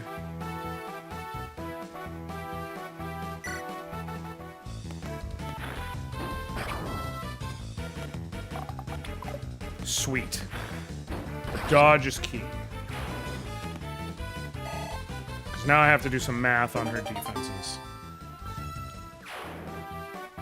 Okay. 4 defense, 1 and 9 range. So you got 13, so you would deal 4 damage. You would deal 6 damage, so that's 10. I'm just gonna assume, like, what if all of them attacked her and they all hit? 3, 13. You got 16 attack, 4, 12, 25. Okay, so it's officially now danger zone. Essentially, if all the mages and then one soldier hit her, she's dead. Is that likely? No. Is that possible? Yes. And that's where the problem lies. He's only got 14 attack. 10 plus 4 plus 3 plus 6. 13 attack. She would actually... Okay, cool. So actually, there is a solution here. It's fairly simple.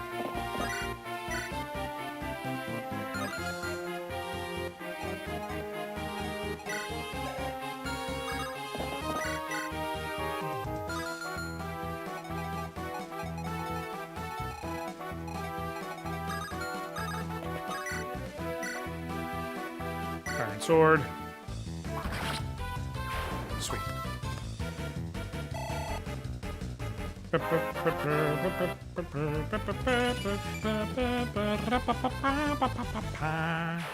Cool. You can't rescue her, can you? Oh, you can. There is a move here, then. You have 7 speed, you have 7 speed, you have 4 speed, so you cannot get doubled. Which is key here. But she would take a hit, and that feels against the rules. Basically, I had a whole idea on how I can do a rescue chain drop for loot.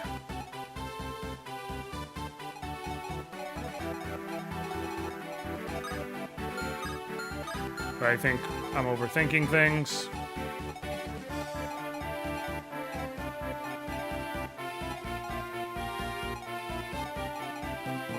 Yeah, I'm just gonna... First of all, item key. Okay, javelin equipped. Cool. Rescue. Him there.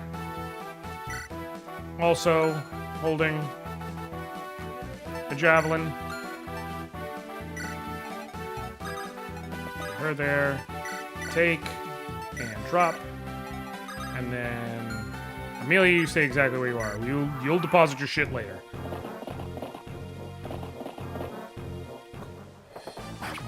Ow.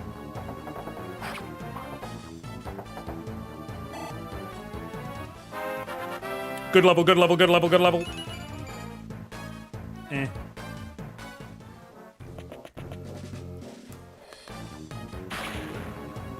Okay. He can't kill the mage who attacks him from the right, so... And he's got good defense. I think it's impossible for him to die. I think even Homeboy runs up and throws a javelin at him. I think the most he can do is like 4. 1. Okay, so we're safe. Sweet. So yeah, he's safe.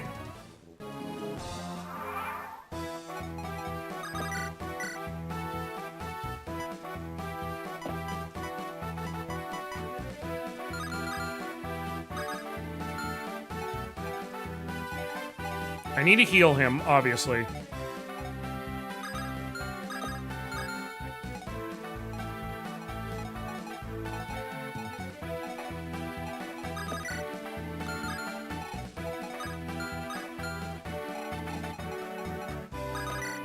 Ross, you Iron Axe, kill this dude. Or actually, 14, 13. I'll actually let her use the single fire shot she's got to do that. Cool. Perfect.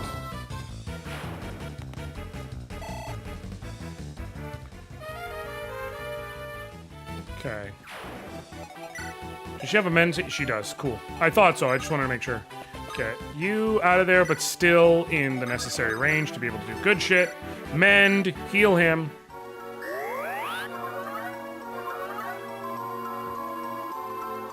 Sweet. Okay. Now. Javelin. If you kill this mage, you're in super solid shape. Sweet. Worth the risk, because I could have used Ross and Colm to thin the enemies in a way that he'd be fine, but now, boom. Sweet. Now, he can only take the one shot from a mage, so he's super duper fine. One-use weapons I like holding for setting up kills to keep my main units from doubling. Honestly, valid. You give your shit, and now you are officially no longer a part of this fight. I just had to get you there.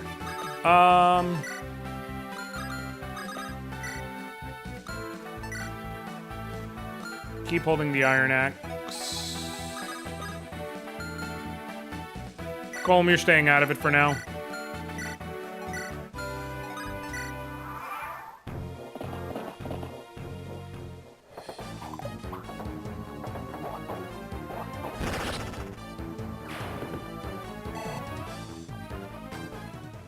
Colm is a...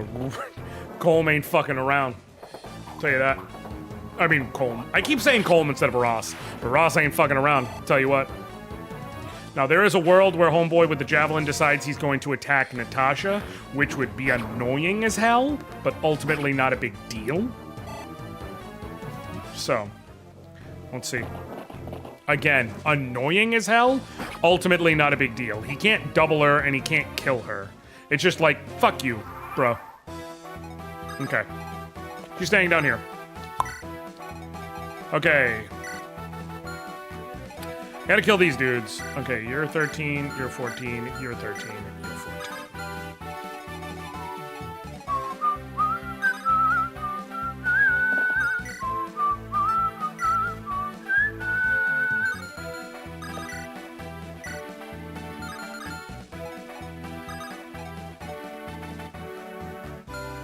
I don't really have a better way to do it, so... Steel Lance, go for the kill. Oh wait, he doesn't kill because he doesn't double. My bad. Damn it. Okay.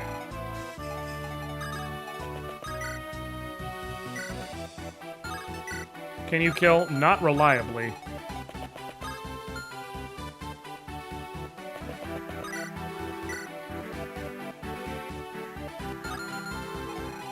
But it's fine. I still have an ace in the hole if I need it. So we go with Colm. Try and let him get the kill. Hell yeah, Colm. Good job. And then Ross and Loot will be going for kills over here. Can you... No matter what, either one of them is going to be potentially up for getting hit. We're holding on to the hatchet here. Those 10 uses, that is where you want to save it for when you need a really accurate attack.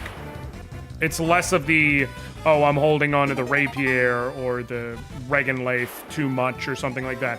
The use and purpose of the hatchet, it past the beginning of the game when Ross literally needs it in order to not get doubled into infinity, is to have a really highly accurate weapon where if to confirm kills and things like that.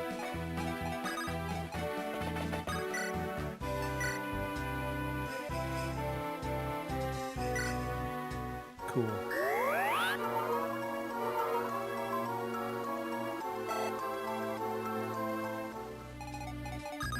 And then we're gonna put you here. Cool.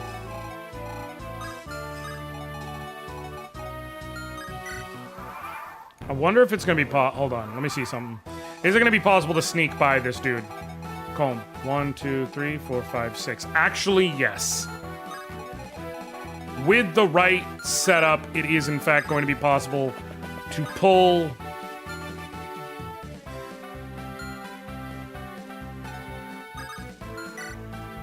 With a javelin, he has 9 speed. You have... Oh, fuck, Luna. Never mind. You are getting doubled by a billion. Yeah.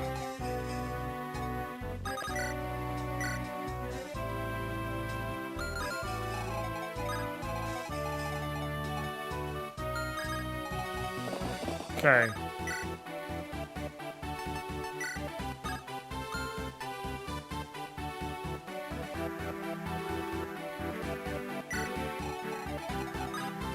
Javelin.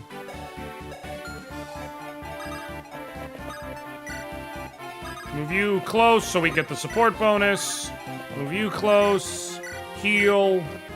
You know, I never realized how big Jordan is in terms of basketball outside he broke containment and pop culture. Correct. Michael Jordan,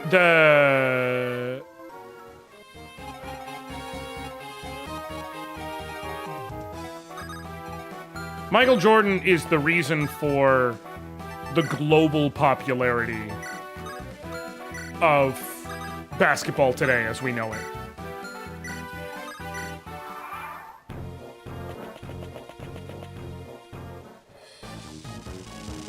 He's gonna swing. That'll be a swing and a miss. Calling it now. Really? Fuck me to tears, I guess. Okay. Now let me see her stats. She's got Con 5, Speed 13. Iron Lance has Con 8, so she'd have Speed 10. What's your speed? Oh! Never mind. I was gonna have her start off here on the Myrmidon. Never mind. Actually. I'm good on that. I'm so very fucking good on that. 18 attack, you've got... And he does have 14 speed, so he pulled up. Son of a bitch. Because I was gonna say, if I send Kyle... But he'll get doubled. He has 12... He could take up to 30... I can't do it. I can't do it. I need to... Never mind.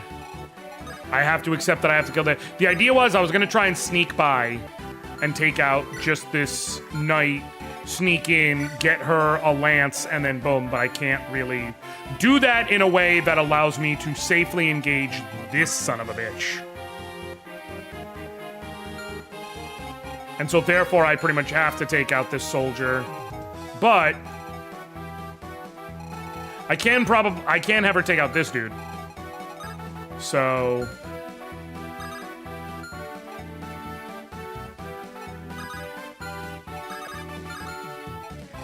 can you double him? No, excuse me, Steel Lance. Cool. Yes.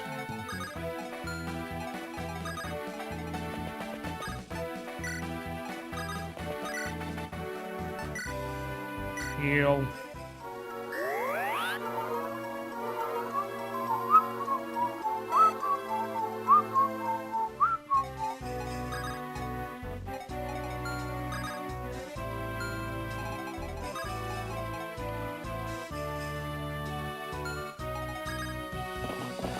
Wait. Rat bastard. I'm just gonna have to deal with it again. I'm gonna have to deal with it and hope.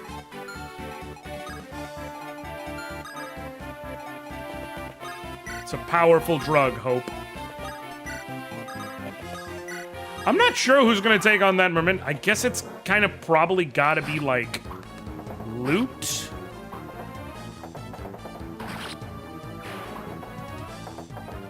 Loot and then someone else coming to finish him off kind of thing. Don't you do it, don't you do it, don't you do it, don't you do it, don't you do it, don't you do it, don't you do it, don't you do it. Thank you. I really appreciate you. Okay.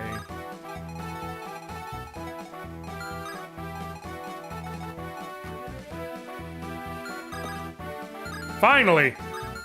Okay.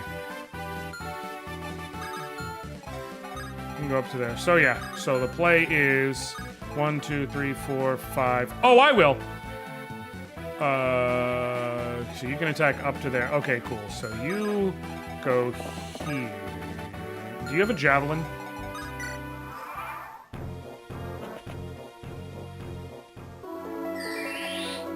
If he gets put to sleep right now... Thank you, game. My fingers slipped. Okay, let's try this again, shall we? Go there. Oh wait, no, that's what I needed to figure out. Okay, so I actually need to put him there, and there is a very specific reason, which will make sense in a second. Him there. Support. Kyle, do you have a minute? What is it, Colm? Well, it's about Princess Erica. Something the matter with her?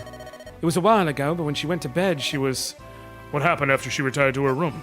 Colm, don't toy with me. Just tell me. The princess looked like she was having trouble falling asleep. She kept pacing. Having trouble falling asleep? Yep. That's not good. It's very important for her to get enough rest during this tough march. This war has been very hard for Princess Ephraim and Princess Erica. I'm sure she's probably spent a few nights worrying, but... Hey, I just remembered that I have this secret remedy my mother used to make. It started off as a freckle cream, but it turns out that it works pretty well with insomnia, too. Really? That's a good idea. I'm sure Prince Ephraim and Lady Erica would love to have something like that. Okay, then. I'll give it to her next time I see her. I'll let you know how it goes. All right, Colm. Random. Does he have a javelin? End's turn. Listen, it was not my finest hour just now. Gotta be honest. Oh, I should have fucking healed Kyle beforehand, but it's fine.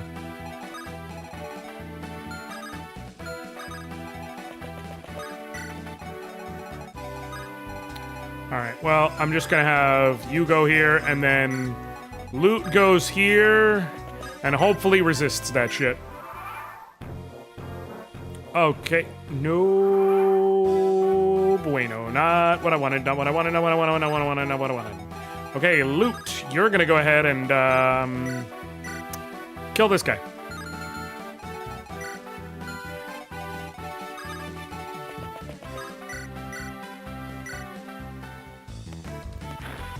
Boom. Boom. Okay.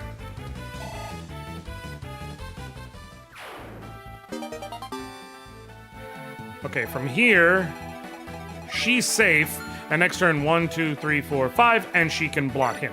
Okay, he's got 32 avoid. She has... If I get... Without Ross in range. So she'll have a good chance to hit for 17. Set him up for the kill. And then... Kyle... most likely finishes him. If I can get their... supports in range, that'll definitely help. Okay, but what we will do is... Your lockpick has... Oh, just perfect. Exactly 4 uses. All right, sweet. You're going to go here.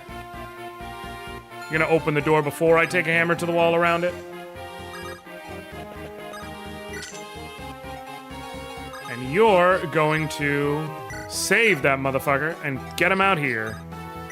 And then Kyle, you're going to take, drop, sweet. Ross, same idea.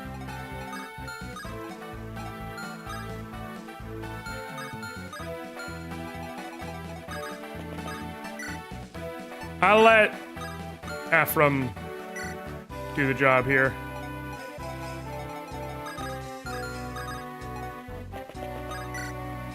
You heal, just get in that little extra experience as you can.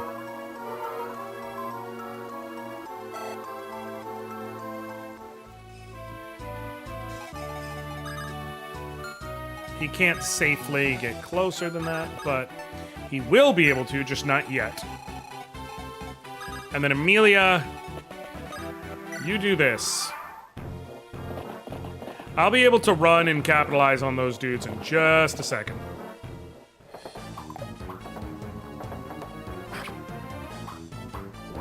Hell yeah.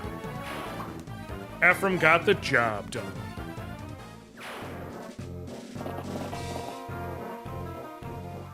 Okay.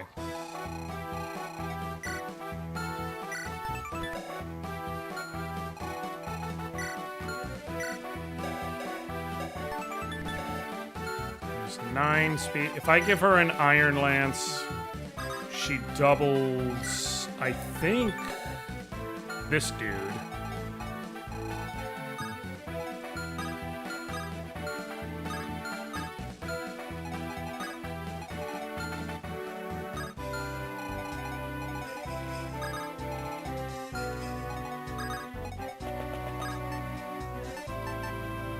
If I trade her Iron Lance, and let's talk. Tana, what are you doing here? I came here in hopes of helping you in some way. While I was looking for you, I got captured by Grotto troops. Is that so? Well, I'm glad to see you're unharmed. Tana, you should head back to Castle Frelia immediately. King Hayden must be worried about you. No! Ephraim, I came all this way so I could help you. And yet here I am, helping you. Well, yes, that may be true, but I've been so worried about you, Ephraim. Right. Oh, please, don't look at me with those teary eyes. If you're really determined to help, then you're welcome to come with us. But you must promise me not to try anything reckless. Ephraim, thank you. I knew that you would understand how I feel. Okay, what is your accuracy and everything with this? 85. Fairly decent. I would prefer if I should have given her the javelin, but okay, if Ross comes up first.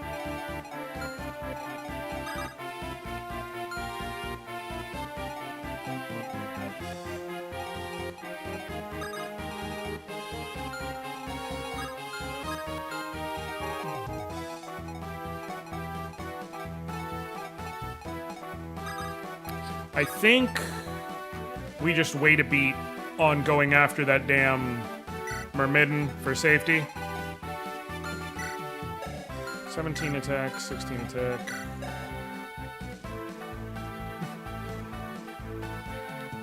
Yeah.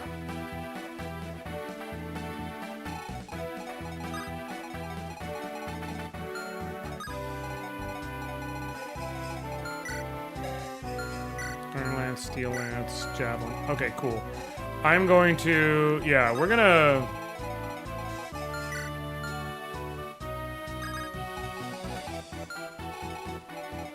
He's near a cheat. Yes, I know. Trust me, I will be getting that motherfucker. But... in a moment. For now, I'm going to try and... safely engage it. You don't have any ranged weapons. Yeah. I'm gonna try and engage here safely as I can. Okay. You're gonna move up. You're gonna fight Kyle. Sweet.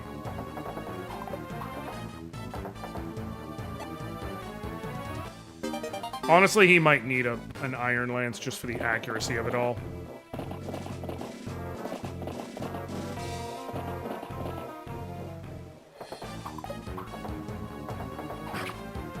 Sweet. Sweet. Okay, so she can guarantee the kill on her next attack. Also, I can't believe the AI decided to attack a parked tank. Yeah, Ephraim! He do be tanking. Dodge? Fucker. Okay. Alright, she can safely Iron... I'm just gonna have to throw Ross at it. TBH.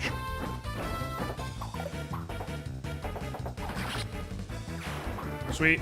Okay, Tana is perfectly capable of just sitting and eliminating that dude. Those dudes, whatever. You get what I'm saying.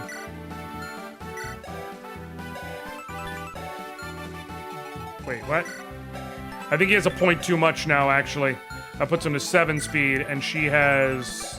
10 speed. Damn it. Okay. Thankfully, that was the last sleep charge. So, okay, cool.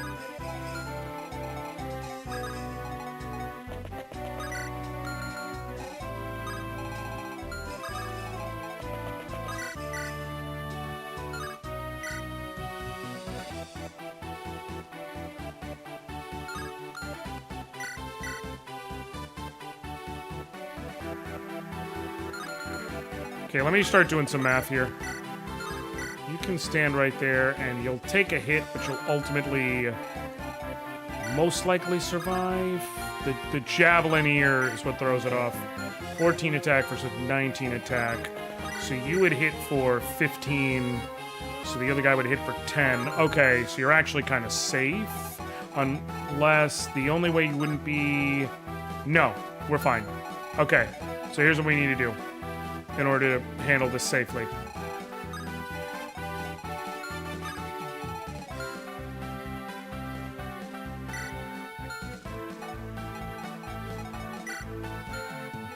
Okay. You're gonna come here and eliminate this dude. Well, set up this dude to be eliminated. Anor! Watching the sprites, I love how the little hooded dude shuffles. I appreciate you, Sleazy. Thank you for swinging by. And listen, I love the GBA era sprites. They're just, there's something about them that makes me feel so happy. Okay. Calm. If I got the hit, I could then move Natasha up. Do a quick trade Aruski, and like...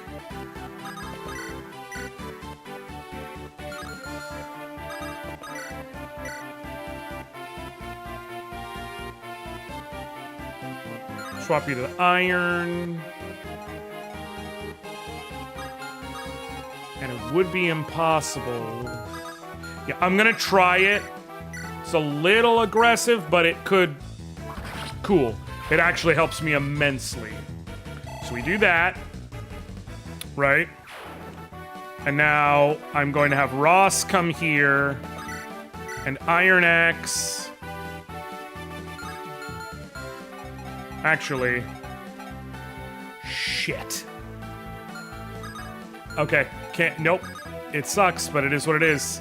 He is going to end up not killing someone because he's only going to have a single use left. Are you ready to be a complete problem with magic firearms in the next Switch game? I may be out of magic, but I ain't out of options. That's all I'm saying. That's all I'm saying. Maybe out of magic, but I ain't out of options. Okay, you swap the iron sword to the top, and you vulnerary yourself. Just in case a dude comes sideways at you with a javelin. I had to do that this whole setup because if I didn't, there was... Don't kill, please. Okay, thank God. I was about to say, if he killed, he actually could have endangered himself. I had to make sure, essentially, that they didn't charge off towards Amelia. Because... one, I don't want her to die. But two, it would technically be breaking the rules to let them go and kill her. So. Now, thankfully, he can't double either. But because she can't double, this is just kind of a good old-fashioned Mexican standoff. Damn, gotta heal him. If they had balls, that would be the voice line. You're correct.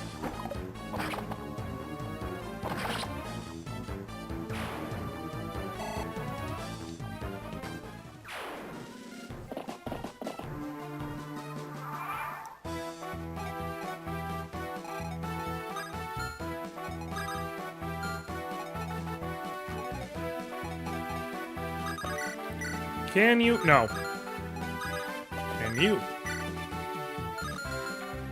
I'm trying to see if Tana can at all hang, like, if I can set up this Tana at all for this, and it doesn't seem I can. Everyone is literally too fucking strong.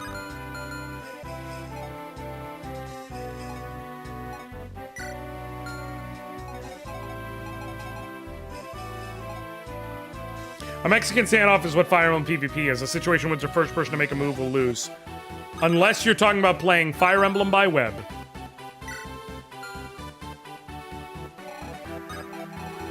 In which case it honestly could still be, but you know. Worth acknowledging. Shit, I don't have a way to grab him.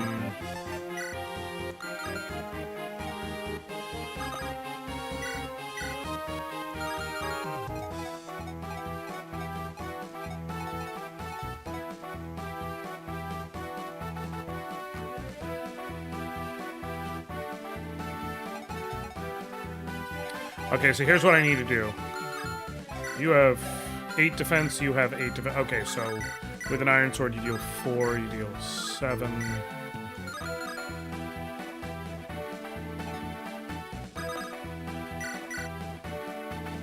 You can kill this dude.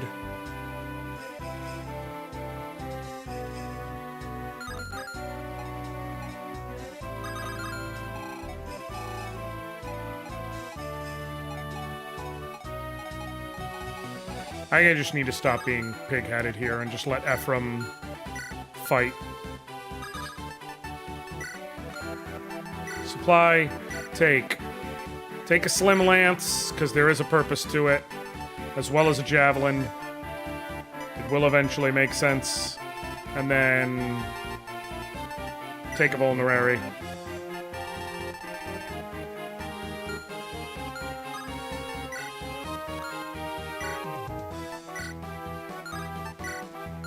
There's not a... She needs... If she had one more point of strength, the Slim Lance would make sense. But because she doesn't... I guess it technically slightly lessens her chance of getting hit. So it does make sense. So yeah, I guess technically it does make sense for that specific purpose. Okay.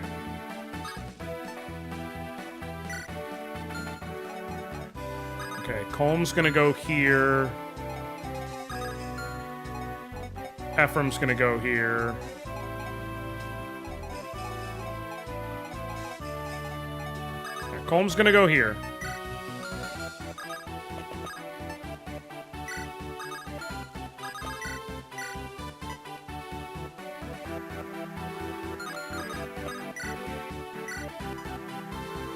Fire.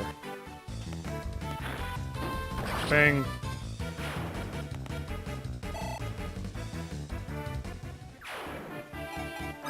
Ephraim's gonna go here. Javelin this dude.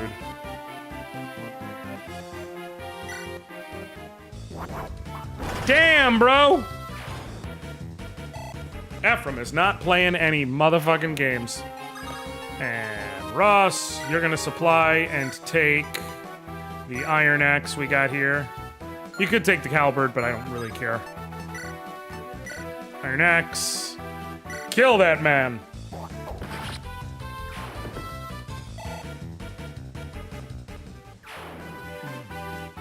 And then you mend Ross, not heal, mend. Because I need to make absolutely sure he's fine. Cool. Alright, now here comes the next wave of enemies. Yeah, should have figured. Cool.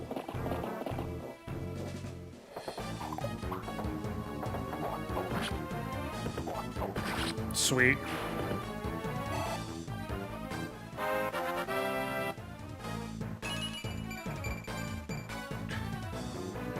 Ross is a fucking killing machine.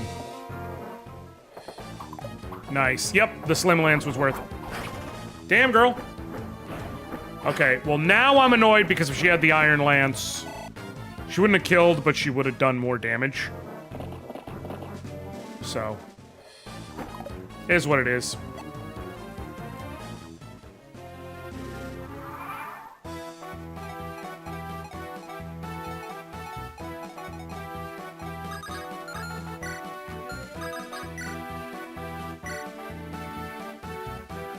Unfortunately, I have to just wait and not attack on purpose. 15, 15, 14, and 14.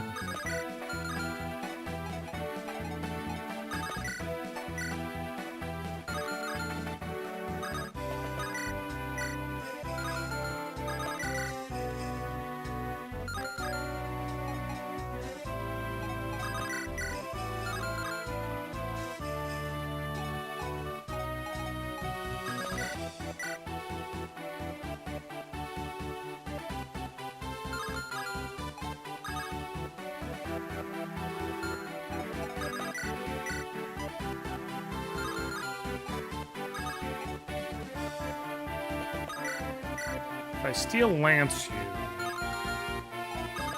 I will let you actually get the kill here.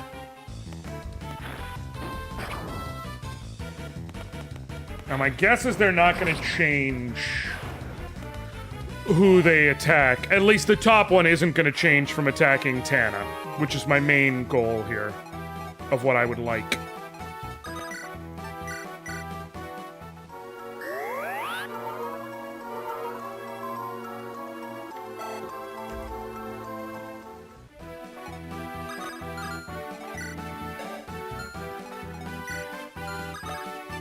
Now, if I have you equip a javelin, and I have you equip a hand axe, I think you'll therefore end up attacking Kyle, which is actually fine.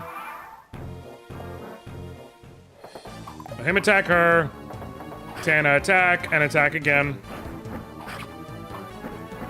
And then next turn, Tana can get the kill. Safely. Fuck! Forgot to factor in Natasha! Shit! Shit! Was not smart. Was not my smartest hour. Ah, but kind of the whole point is, Natasha can come here. Wait, with the Iron Lance, she'll be 10 speed. He has effectively 9 speed. So there's nothing well, no, 9 speed. Actually, with the Slim Lance, yes, she does double. And with 11 attack, effectively 12 attack. Yeah, no. We're going with the Slim Lance. One of the few times it's actually worth it. Dope. She gets the kill.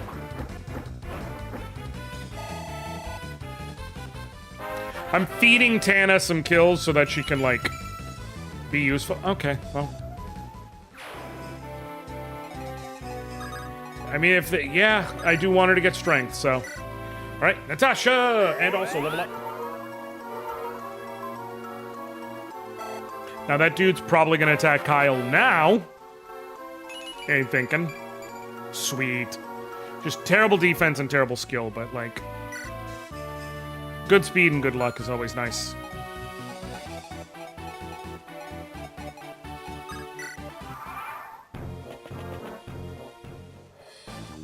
Okay, he's fairly accurate, which is obviously dangerous, but... okay, this tells me I can guaranteed get the kill. Really? You're just willingly choosing to die. Okay. I would like to point out there's a dude right next to you who you can hit, who won't hit you back. You could have done that. Right now. Today, even. Sweet. Now you're awake again. Thank God. Yeah. Yeah, because you will guaranteed kill him. So, okay. Heal. And that being said, I do need to see the damage we'll deal. So with Ross nearby, if I move him properly, it's just 23 attack and 121 hit. He's got 32 avoid. Okay, so she will hit him 23, so she'll deal 20. And then she has 12 attack. He has 4 defense. Okay. 32. She has 107, but she'll have 15 more. Yeah, no, we'll let Tana get the kill on him, too. I'll be able to. Who does Tana have, supports with? Anything I can utilize worth a damn? Tana supports... where the hell is she? weird. Okay. Ephraim, Serene, Cormag, Inez, Erica, Marissa. Not a lot of great options. Ephraim's really the only, like, notable. Oh, well, Cormag's good. Cormag's really good. I don't know that I'll get him. Okay. So you can attack as far as there. So I want you here. I want you close as you can get, and then you're gonna end up coming here, and then boop, boop, boop, boop, boop, boop, bam, get the kill.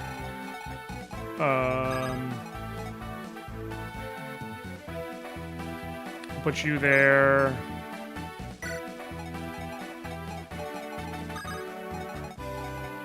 You there to continue raising points, and Ephraim, you just kind of hang around. Cool. Perfect. Good. Perfect. All right. I'm gonna get Tana in being able to fly into attack range.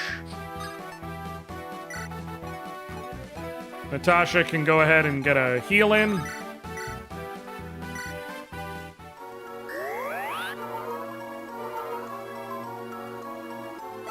Cool.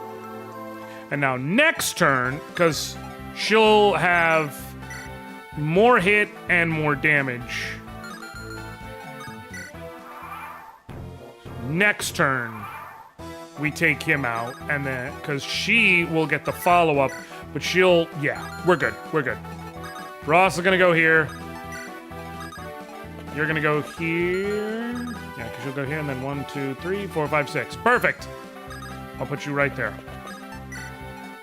Loot, actually, before you go move over there, just in case, I don't think you'll level up, but just in case you level up, because I didn't actually even bother to check, because I'd rather just get the experience. Because Natasha's getting a guiding ring very soon, y'all. Alright, sweet. As long as you hit, we're fine. Cool. Now, the only way this goes wrong is if Tana misses a 90 displayed hit, and then obviously it becomes real dangerous. But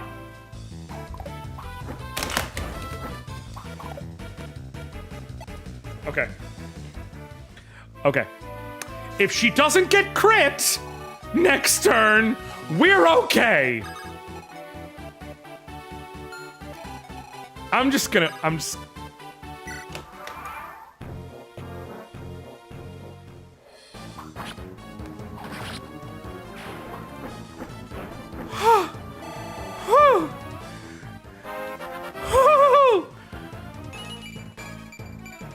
Damn! Worth it! Fucking hell, man. I was like, you've got to be shitting me. I was about to be so goddamn mad, y'all. I'm just furious.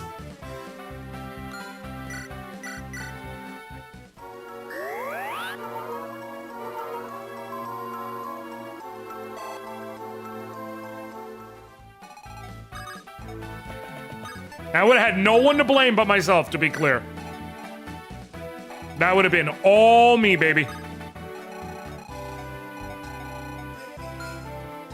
Okay, I'm gonna wait, let Tana pull these earlier. Inefficient, I would have thrown Ephraim at that. Well, no, the reason why is because, like, Ephraim can't, you gotta keep in mind, it's a one tile path. So there was no way for me to throw Ephraim at him without Ephraim having to pull him for an attack. And that dude was fast enough and strong enough to threaten anybody. Like, even Ephraim, like, Kyle had a point more of defense and would have, like, so because of his attack, he would have been able to deal 6 points of damage per hit, and he would have been able to threaten Ephraim with crits. That's the problem, is there was no safe way in which to pull. That way was the safest, because if it had worked, it would have allowed me to attack without actually having to endanger anyone or take a counterattack. Now, you know, it went wrong, but, like, that was the theory behind the approach. It's avoid having to take an attack from a killing edge wielder. It just went wrong.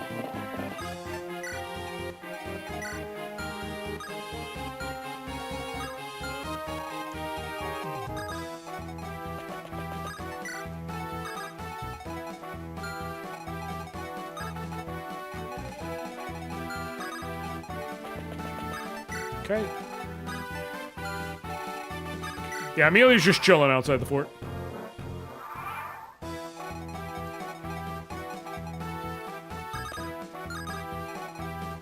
I was thinking of using the prison room as a base first. So the thing is, he was standing right here. So 1, 2, 3, 4, 5. He can hit into there. I would have had to sneak him in here. But then again, let's just say I put Ephraim right here. 1, 2, 3, 4, 5. Like, I could swing with a javelin. But then that's the only 2 range spot I have available, and Ephraim would not get the kill with the javelin. So again, I would have been opening myself up to a counterattack.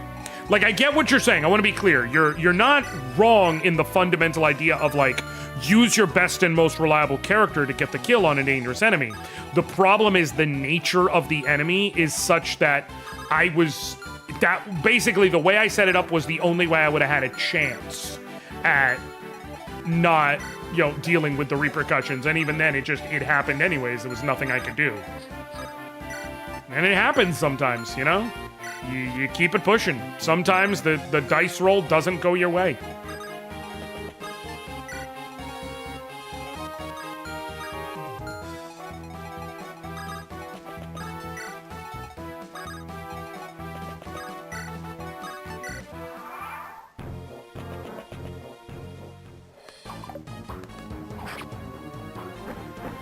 Tana is an excellent character statistically, by the way. Like, she's got good growths.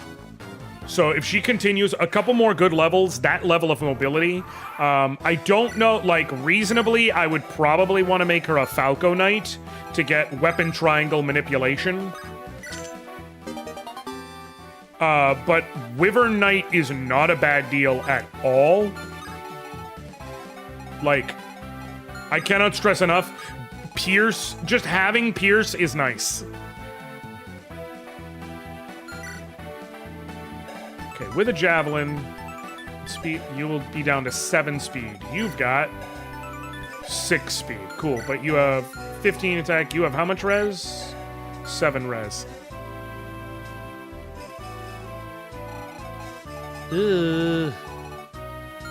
Fuck it. Stand here holding the javelin.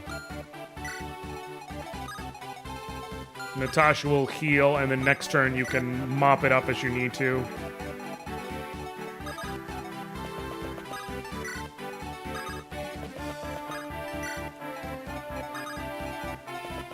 And then she can take the heavy lance to try and see if she can't fuck up this knight.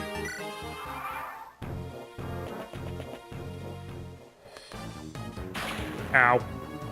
Pierce is a key component for a lot of challenge runs where overcoming big debate. Right, that's the thing. Pierce is handy. It just flatly is. And so, like, having access to Pierce is really nice.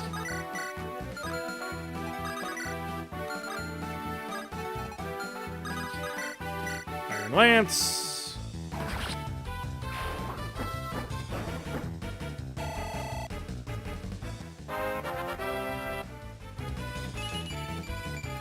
Damn. Damn.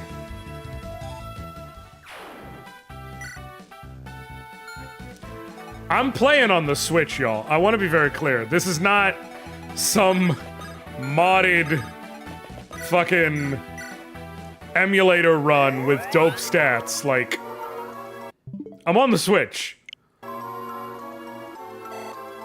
I'm just getting really lucky this chapter, but I will take it, especially how after how the last few runs have gone. Specifically runs 3 and 5, which quite literally died as fast as possible. It is not physically possible for a run to die faster than they did. Oh no, I'm not able to... Ugh.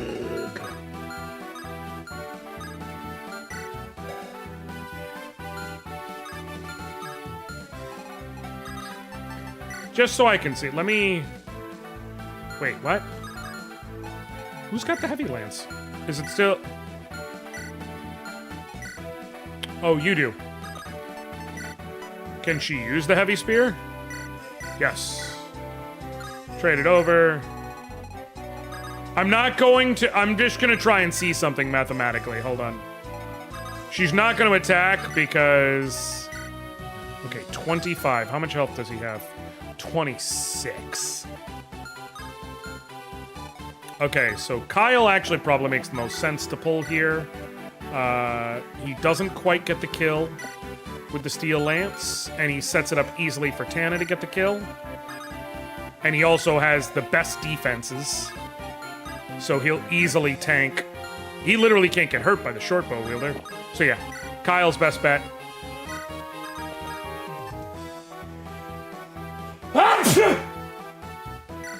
Excuse me.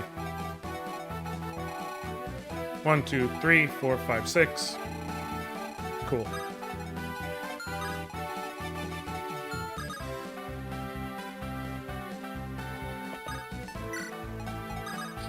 Put you there and put you there. Because I'm basically going to try and have Tana handle killing the knight. Oh, shit. I forgot to factor in support bonus. Welp. Never mind. I'm going to have Tana kill the archer.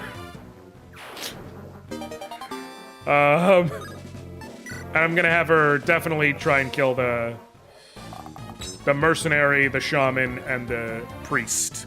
And then see if she can do enough damage that there's any way I can manipulate so she can get the kill shot on Geb.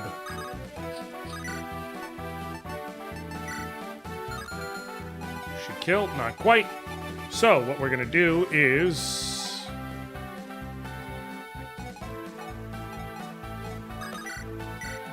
heal.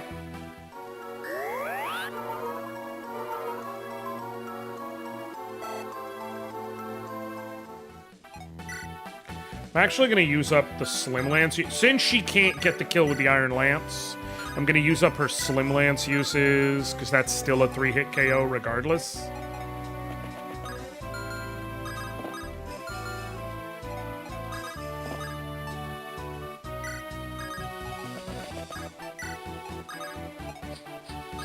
Slim Lance. And then next turn she'll get the kill, but the archer's locked in there. Cool.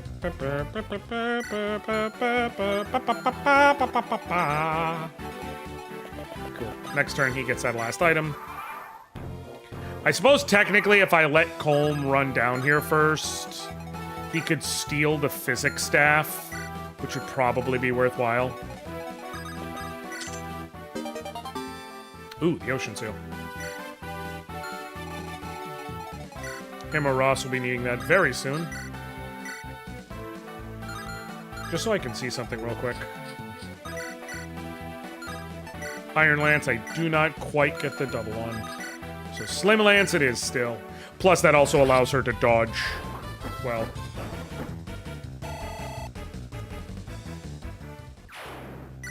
Even a couple of level ups like she got, and she's gonna absolutely be beastly.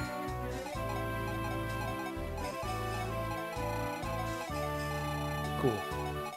Yeah, so we let her pull the mercenary right here on the steps.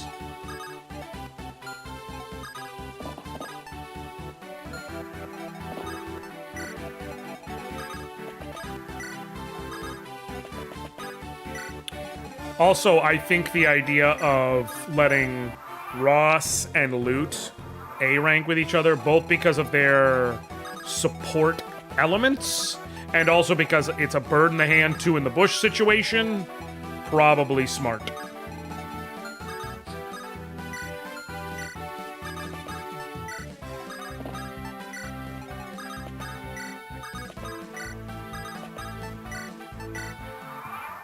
Pull. Alright. She guaranteed kills him. The what? So with supports, Ross and Loot currently have a B support.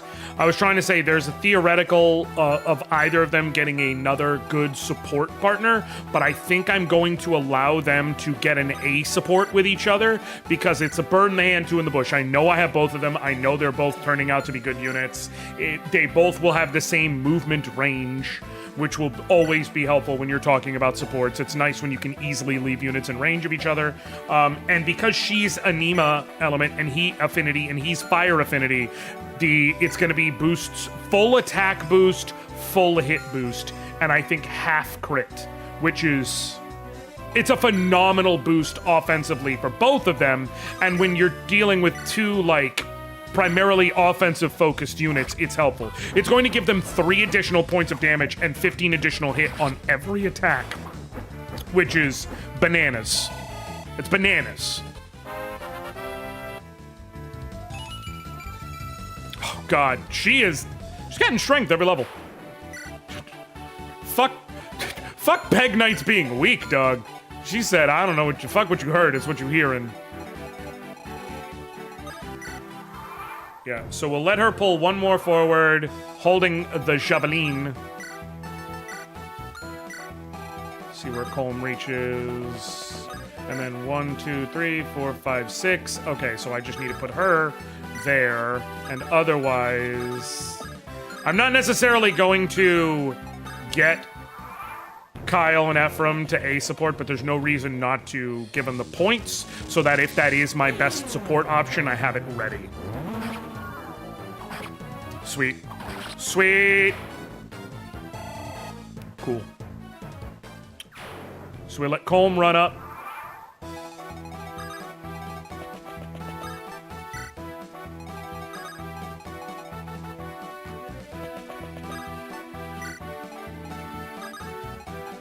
Okay. 1, 2, 3, 4, 5, 6. Put her right there. Natasha's gonna heal.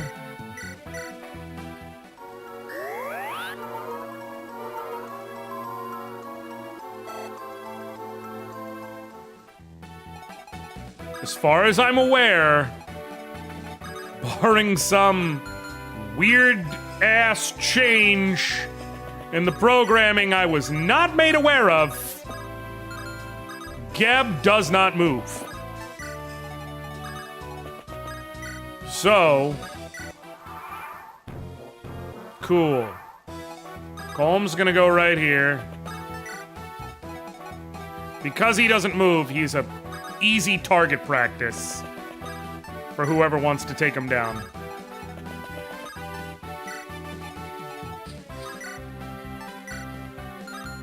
It's not possible to not kill him, so we will once again use the Slim Lance for safety. Cool. Okay. You want to range Cheese or blitz Geb to make sure he drops the Killer Axe. Correct. Wait, I can't steal this. That's why I waited for you, asshole! Oh, eat the...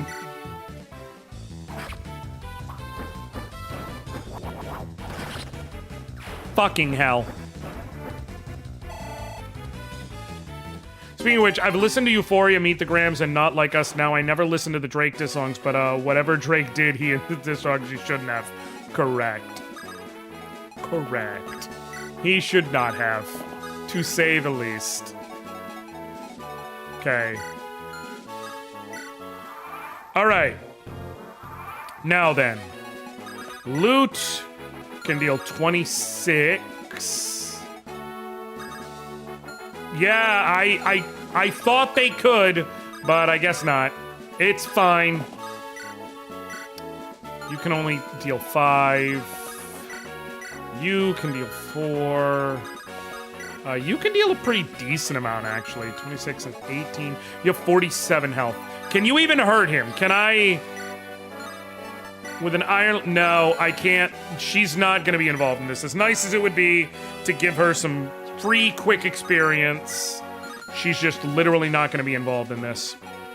So we will want to... 26... Kyle can step in with a steel sword and pretty reliably deal damage.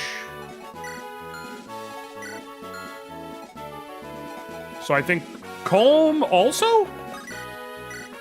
No. Okay.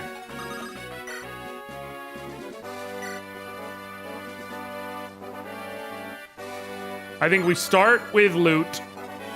Let Ross, with the hatchet, So 6, 13, 19 would be 38. Okay. And then let Kyle finish the job. That makes sense to me. Let's start with loot.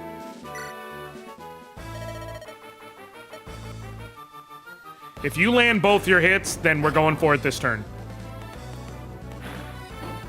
Nope. All right. We're gonna wait one more turn. Let him heal. Whatever.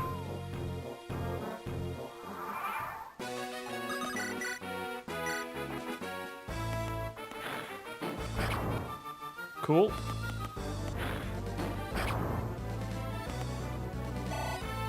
Okay, so now we're gonna send in Kyle. Wait, put you there. We're gonna send in Kyle. 81% chance to get the kill. And he's safe in terms of response, right? Yeah. Bing. And nope. Bing. Hell yeah. Kyle gets the kill and a level up. Ooh, good level. I would have liked strength, but like HP, skill, speed, and defense, good level. Objectively a good level. And Natasha gets one last heal. Just barely can't hit level 10, but it's fine.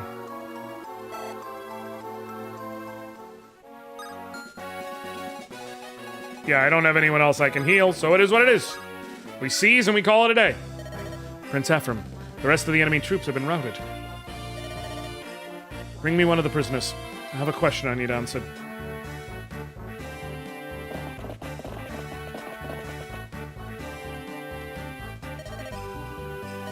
I'm going to ask you a question. If you've no wish to answer, remain silent. If you wish this conflict to end quickly, however, you will cooperate. What do you want? Why has Grotto invaded Renee? I can't say. This war began on the Emperor's orders. Soldiers like me haven't the foggiest idea what he's after. Then tell me this. Where is General Dussel? In the capital. The general's been opposed to this war from the start. He's been pleading with the Emperor for days now, but the Emperor ignores him. They say some are questioning the general's loyalty. He's putting his standing and his life in danger by being so vocal. Is that so? Well, it appears General Dussel remains the same true man I knew before. What about Prince Leon? Where's he been through all this? Hold on, just trying to see something real quick.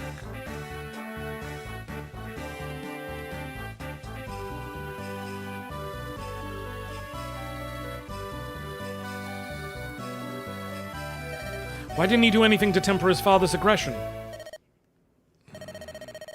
According to rumors, Emperor Vigard was convinced to start this war by none other than the prince himself. What did you say? That's ridiculous! I know Prince Leon well. No one hates fighting more than he does. He would never do anything to trigger all this bloodshed. Prince Ephraim, please calm down. I'm sorry.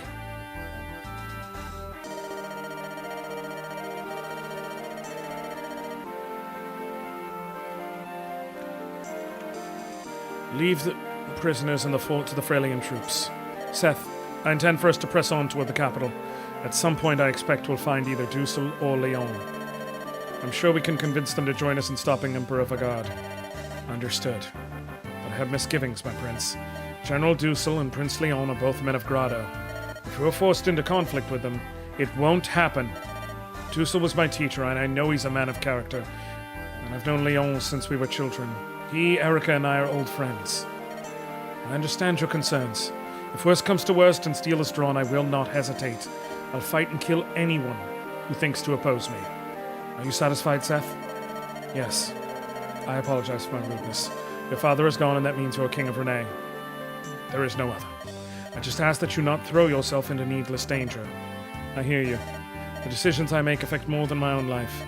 Once this war is finished, I will rebuild Renee with Erica. That is my mission. Mir. What is it? I must return to Frelia. I cannot take you any farther on this journey. What? No, I want to stay with you. No, Mir. I'm continuing on to the Grotto capital. It's going to be very dangerous. I can't protect you. Not as well as I'd like to, anyway. Everything comes from that direction. I can feel my lost Dragonstone. And that's not all. The dark energy still flows unchecked. I cannot go home while it stains the air. But Please, Ephraim. very well. I simply cannot refuse you anything. Your eyes remind me too much of Erica. You must not stray from my side, do you understand? Yes, I will not stray.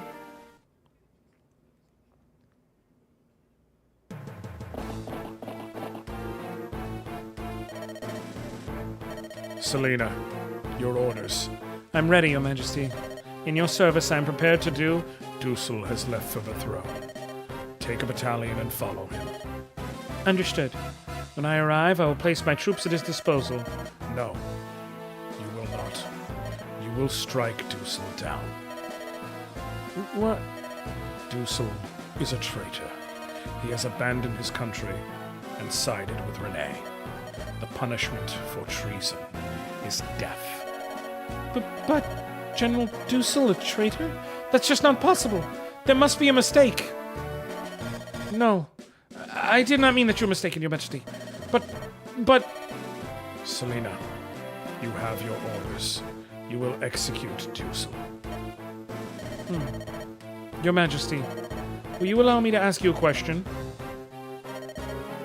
When Your Majesty saw fit to make me a general, you shared with me some words of wisdom. I remember the moment quite clearly. You told me the role of an Imperial general is that of the shield, not the blade. We are here to protect our citizens, you said, not to threaten our neighbors. I've never forgotten your words, Your Majesty. I've held them to my breast.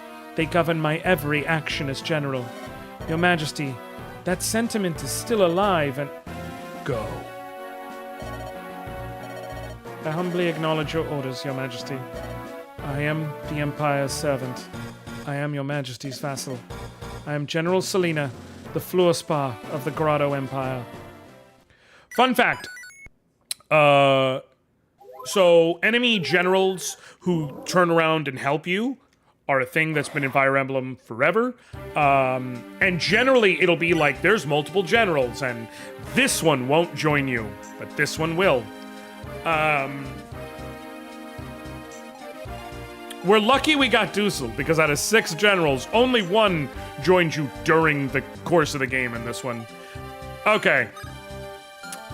I just realized how long it took because I kept getting distracted, kept veering off, whatever. Today, I have to go back to school shopping for my boys and get the supplies they need and this, that, or the other. And I'm also attending the Hobbit pre-release today because that was already covered by someone, as I said. And so I don't want to go too late by getting distracted and everything on the next map. So we're going to cut off here. I know we only did the 1 map. I promise next time I'll try to be a little faster. But we will continue. I will be back tomorrow to stream. No, I won't. I will not be streaming tomorrow. I generally stream Saturdays. I've been consistent with streaming. Yesterday was my youngest son's 12th birthday, which I'm very happy and excited for. He's getting so goddamn big. While yesterday is his birthday, tomorrow I am taking him, and we're first going out for lunch together at a local place that's his favorite, and then I am taking him and his best friend, and we are going up to Jacksonville to Urban Air and hanging out and having a good time because that's what he really wanted to do. So that's going to be the plan there. So as a result, I will not be back tomorrow. I will not be back until Sunday. Actually, Sunday might not happen at all. Depending on when I have to do something Sunday, I'm going to check with something. I may be back Sunday. Otherwise, I'm missing this weekend, which kind of sucks, but it is what it is. If I can get in a short stream this weekend, I will. But otherwise, I will for sure be back Monday evening. I know that 100% without a doubt. There's no question. I will be back Monday evening, and we will continue regardless. I would like to come back Sunday. We'll see. I have a project I'm a part of, and I need to see when it's going to happen. But Monday, no questions asked for sure. I'll be back. We'll continue. We'll have a good time. We'll see what Chapter 10 holds for us, whether I get Cormag or Dusel, which is a wildly different result either way. Neither one's really bad, but they are different. They are different. So yeah, I'm gonna, obviously, as said, in between streams, I'm gonna go ahead and get my folks prepped, get their inventories taken care of, blah, blah, blah, blah, blah. Make sure we're good to go and ready to continue onward. Thank you all so very much for hanging out with me. I love y'all. I appreciate y'all. I thank y'all. And until next time, I'll catch you later, fam. All right.